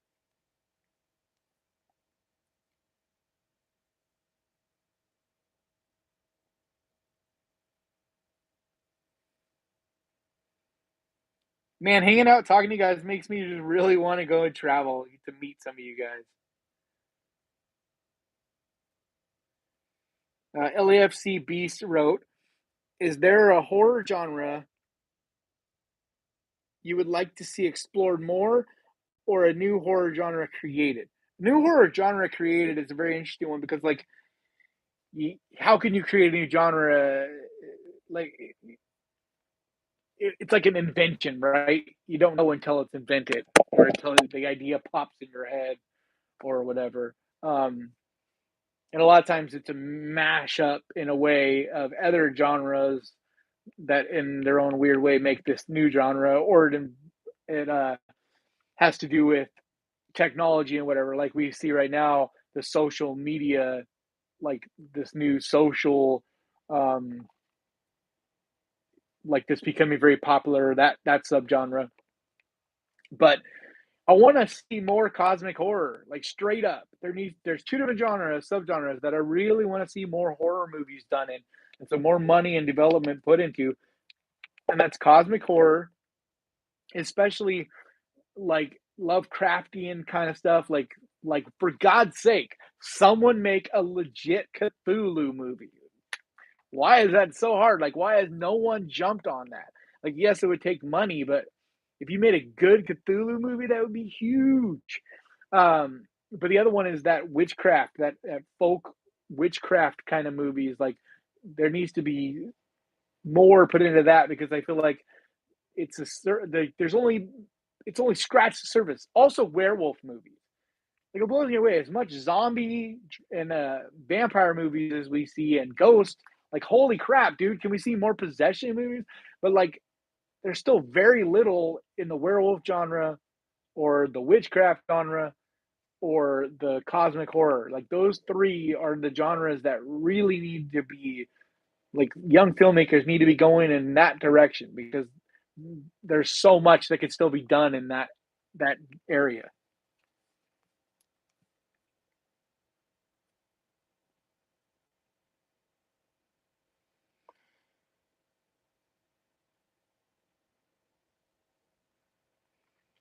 I just see here.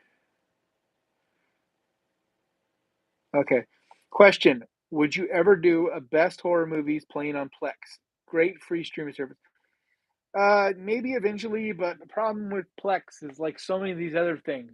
If the algorithm doesn't show anybody and you guys don't even know about it because it doesn't show you, then it doesn't get any views and it just goes peters out. It's like I tried to do something different this week by doing a video on Max because I think there's some amazing movies on it, and it just it's like yeah, it's HBO, but it's this new thing they started, and it's like if you look at what it's doing half of what my other videos like the last month have done. So like Tubi and Netflix and Amazon Prime, like those three are by far the biggest.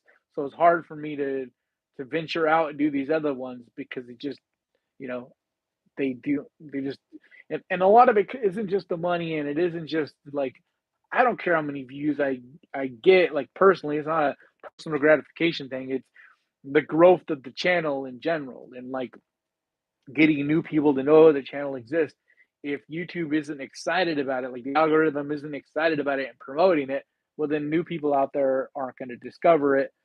Um, and a lot of times you guys won't even know about it because they won't even show you that it, like I have a new video out. So there's like a lot of things that go into it on the things I decide to do. And the goal is to eventually get the channel in a healthy enough place. Like it's still a pretty new channel in a lot of ways, but to get the channel in a place where I can and myself schedule wise in a place where I can do like every other sort of thing. So like 1 week do one of the stream services that I know do really well, and then the next week do maybe two videos that don't do super well, but there's two of them, so it kind of makes up for it. And especially if I'm eventually able to get to a point where I have help, like I have, someone that helps me edit, or someone to help me make thumbnails or things like that, then it would just allow me the ability to do a lot of things like that because I would like to do a video on Plex, just like I would like to do another video on Pluto again eventually, kind of thing.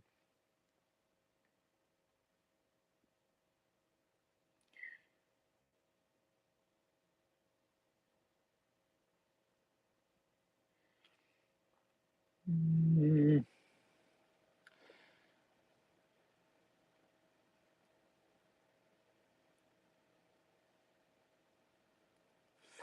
All right. Jing wrote to add on to a previous question, which non-humanoid horror creature would you have intimate relations with, and would you want to do it more than once? Hmm.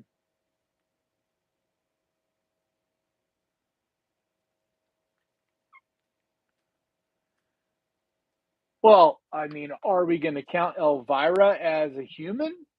I mean, she's supposedly a creature of the night. Same with vampires, right? I mean, are we gonna? There's been a lot of super hot vampires through the years, but you know what?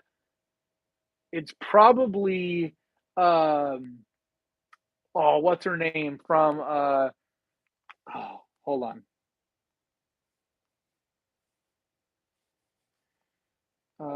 Let me look up her name. Return.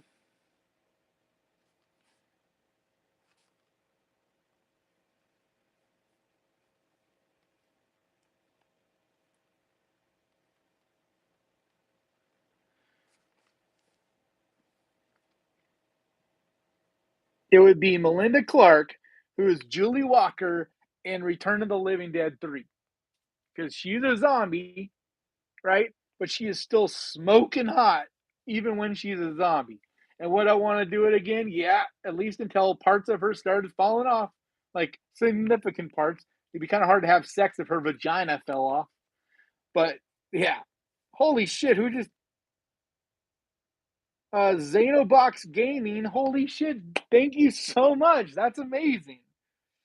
Thank you for all videos and recommendations. You saved a lot of boring weeknights where we couldn't decide what to watch. I love to hear that. That's huge. Like that's my goal. Like I talk to people that don't know about what I do on the channel and I tell them I think of myself as like a horror movie modern version of TV guide. Like the idea is that like have my channel as like utility. And like anytime you're sitting there and you don't know what to watch, you're like, oh, what is there something good on Netflix? I can't think. I don't see anything. Oh, hey, look at Ghost Pirate, and you just click on a Netflix video, go down and list, and be like, oh, that one looks good. Bam, there you go.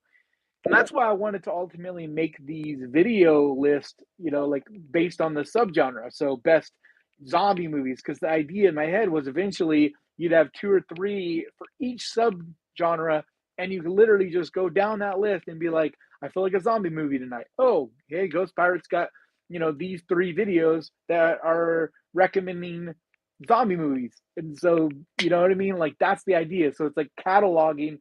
So if someday I can't do this anymore or whatever, that'll always be there cataloging these great movies that not everybody knows about. Like that was the idea behind this. So I love to hear it. I love that I'm helping in that way because that's my a huge goal of mine. Question from Joe. Have you ever seen the psychological horror film Session 9? Yes, Session 9 is incredible. It's one of the best like hidden gem horror movies that a lot of people do know about it now. Like it has started to finally get a cult following. But for as good as that movie is, especially like the twist towards the end and when things flip on their head and you start to see what really is going on and you know, the whole thing comes clear. It's just such a good movie. Love Session 9. I think it's on Shutter right now. If you've ever seen Session 9 and you like psychological horror movies that like take weird twist and definitely watch that one.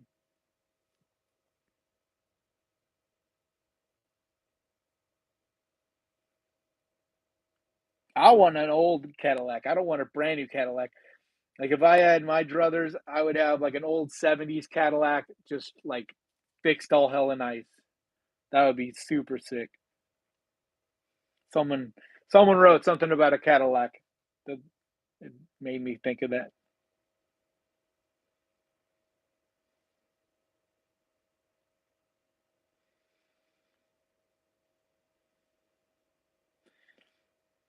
All right, I took off Elvira, but I stand with once she's a zombie, um, Julie Walker in Return of the Living Dead Part 3. Like she is so hot. And I'm talking about after she's a zombie. She's still super hot. She may be even hotter after she's a zombie in that movie.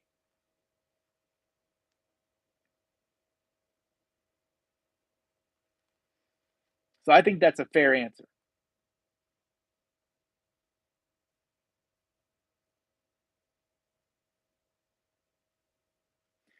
Question: have you ever seen a good scarecrow horror movie? Not really.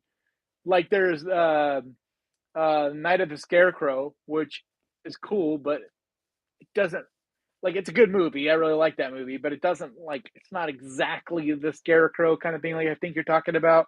Um, but I think it would be cool to like have a legit Scarecrow like that's the killer. I can't think of any. I'm sure there are, but I can't think of any off the top of my head. But I think that has the potential to be super sick.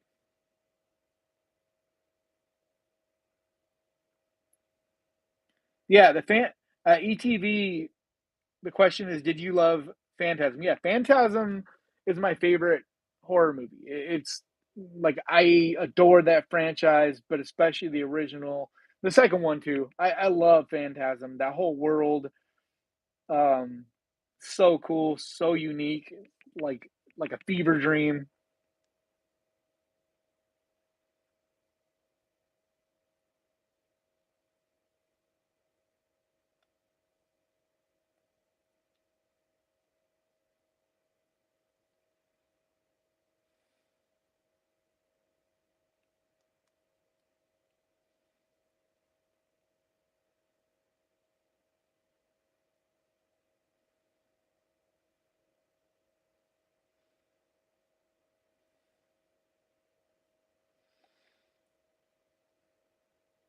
Man, uh, I don't know if I've missed.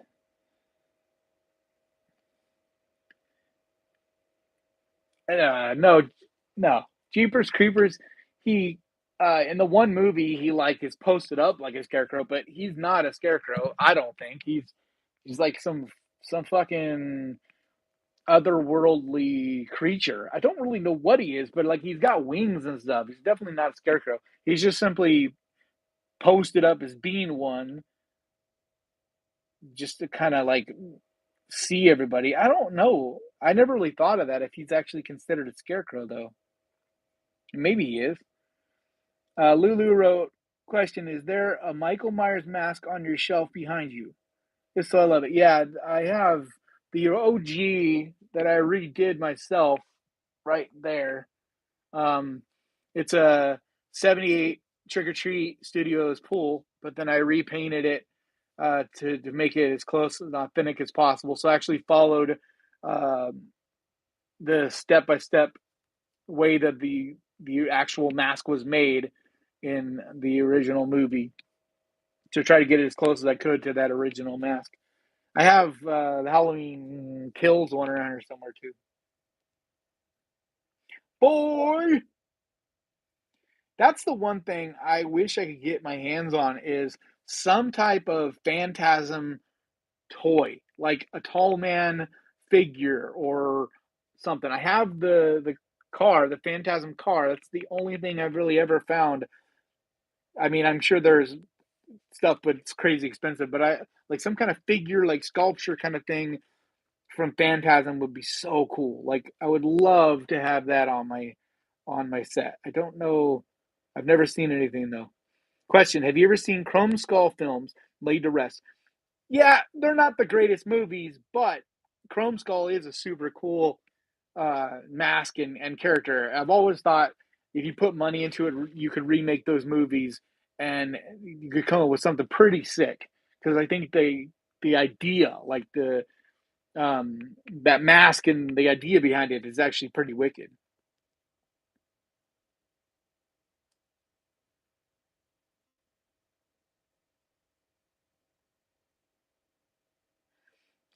Jean wrote question. Sorry if I missed it. Have you commented on John Carpenter's recent talk about making the thing too? Uh, no, but I don't know if I buy it because I don't really know if push came to shove if he really wants to make it or not. But I don't know. Maybe it's just because I if he did, that would be amazing. Like I don't know, man. Like I feel like I almost not sure if I want to see John Carpenter make one more movie because as much as like we all would love to see Carpenter make one more movie, if you look at the last couple movies he made, they weren't the greatest. And at his age now, if his heart's in it, I guess that's what it comes down to. If he's really having this creative, wants to make this and has a great idea in mind and has a great writer in mind and all that, then that would be amazing. But with John Carpenter, a lot of times it's just like kind of about a paycheck for him. And like, I don't hate on that. Like, everybody needs to get that bag. Like, you got to survive. Like, he needs to make his money. That's fine.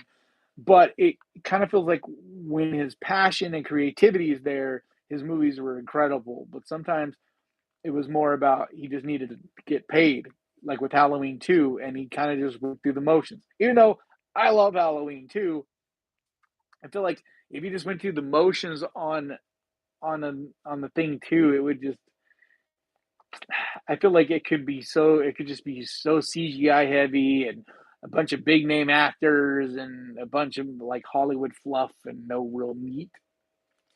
I don't know, but a lot of it too is I just I won't get my hopes up until it really happens. If it really happens and I hear who's involved in it and all that, then I would get super excited because it would be, even if it sucked, I would still like to see him do one more, even if it isn't great. You know what I mean? Because he's one of the last of the great, 70s and 80s horror directors. Like, there's very, very few, if yeah, like there's very, very few left from that generation. I mean, he might be the last now that I think about it. I just love Carpenter, and I would rather see him go out on a high than go out like. And the last movie was just. Yes, I highly, highly, highly, three highlies recommend The Night House. The Night House is amazing. Question from Miss Griffin? What's your favorite Stephen King adaptation? Love The Shining, even though he didn't. See, okay, that's the thing. That's the thing. The Shining is almost not even really a Stephen King adaptation because it's more about the filmmaker and his vision, and he changed it quite a bit. And I don't know if it would have been nearly as good of a movie if he had stuck more to the Stephen King. So I don't know, man. Maybe it sounds too recency biased or whatever, but to this point, I think It Chapter One, the most recent one, is probably the best adaptation because it stuck pretty close to the book and it's an incredible movie. Unfortunately, Chapter Two just wasn't as good, but I still think it was good enough. It didn't like ruin it or nothing, but that first chapter was so good. But Gerald's Game is right up there too. Like, Gerald's Game is amazing. My personal favorite, though, because it has a lot to do with nostalgia and everything, is Pet Cemetery because it really is like where it all began for me. Like, legitimately, it's really my first actual horror movie. The first time I got really scared by a horror movie and fell in love with the artistry behind it and the creepiness of it all and the Halloween, forever Halloween vibe of it all.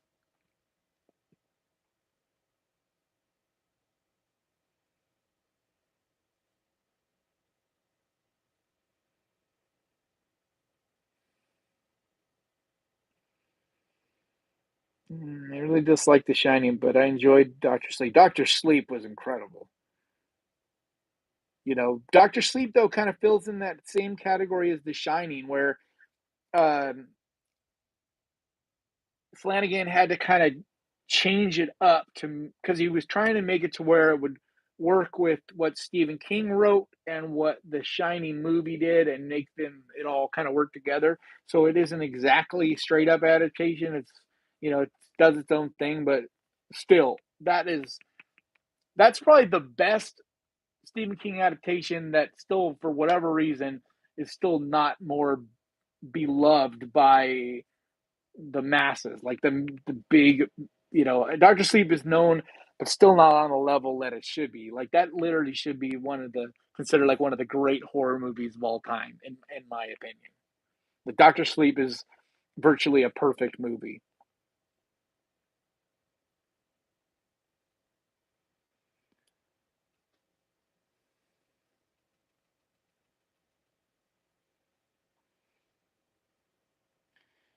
All right, I need to make myself some food, so I'll answer just a couple more questions. So if anybody else has any questions, um, now is the time to pop in with it. And I appreciate all you guys so much for hanging out with me today. So, but I'll answer a couple more. So let's see, what do we got? So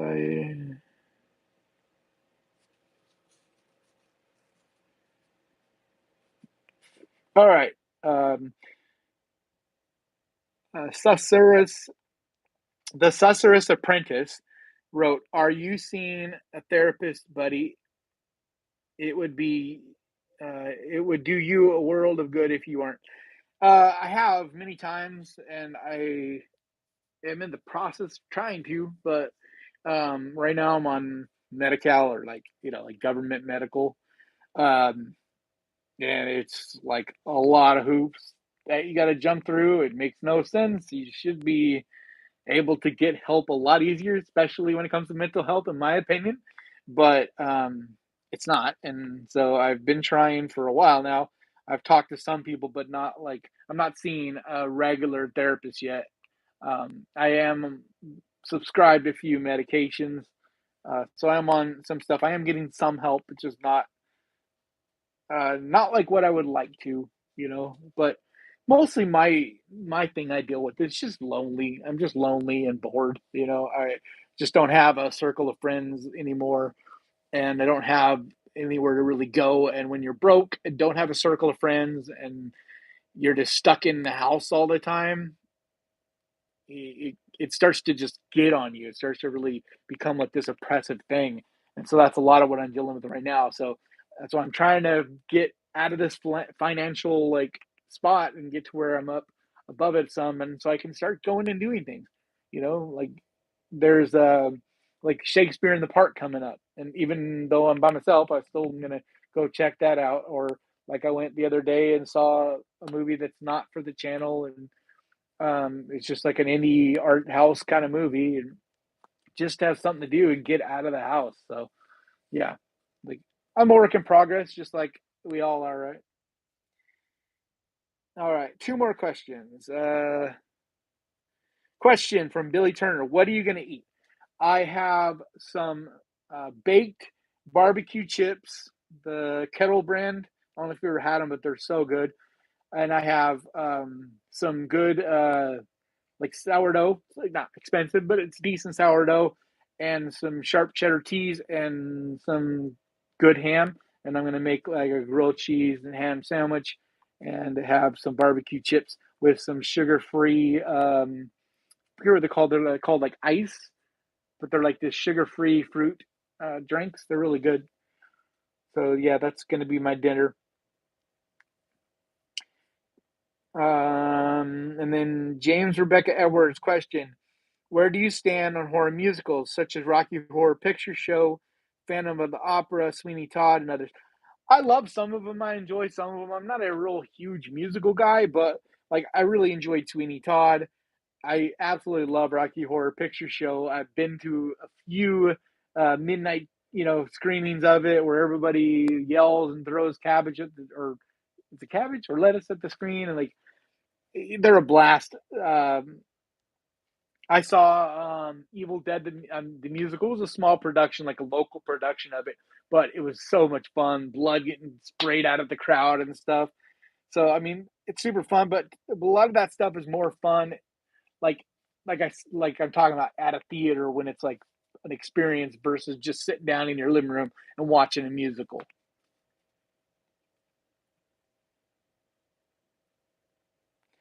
Brian Donahue wrote, question: have you thought about doing a live stream at a theatrical premiere?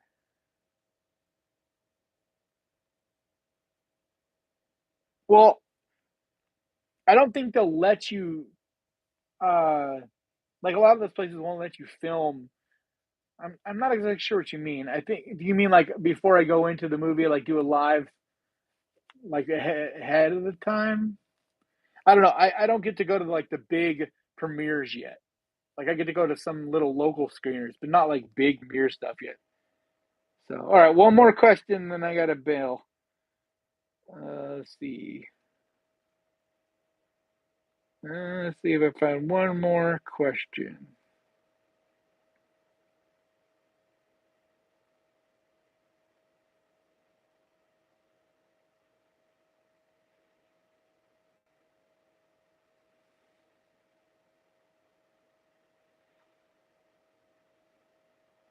Oh, here we go. Opening things question: will you make a travel horror list with films like Perfect Getaway or the Ruins?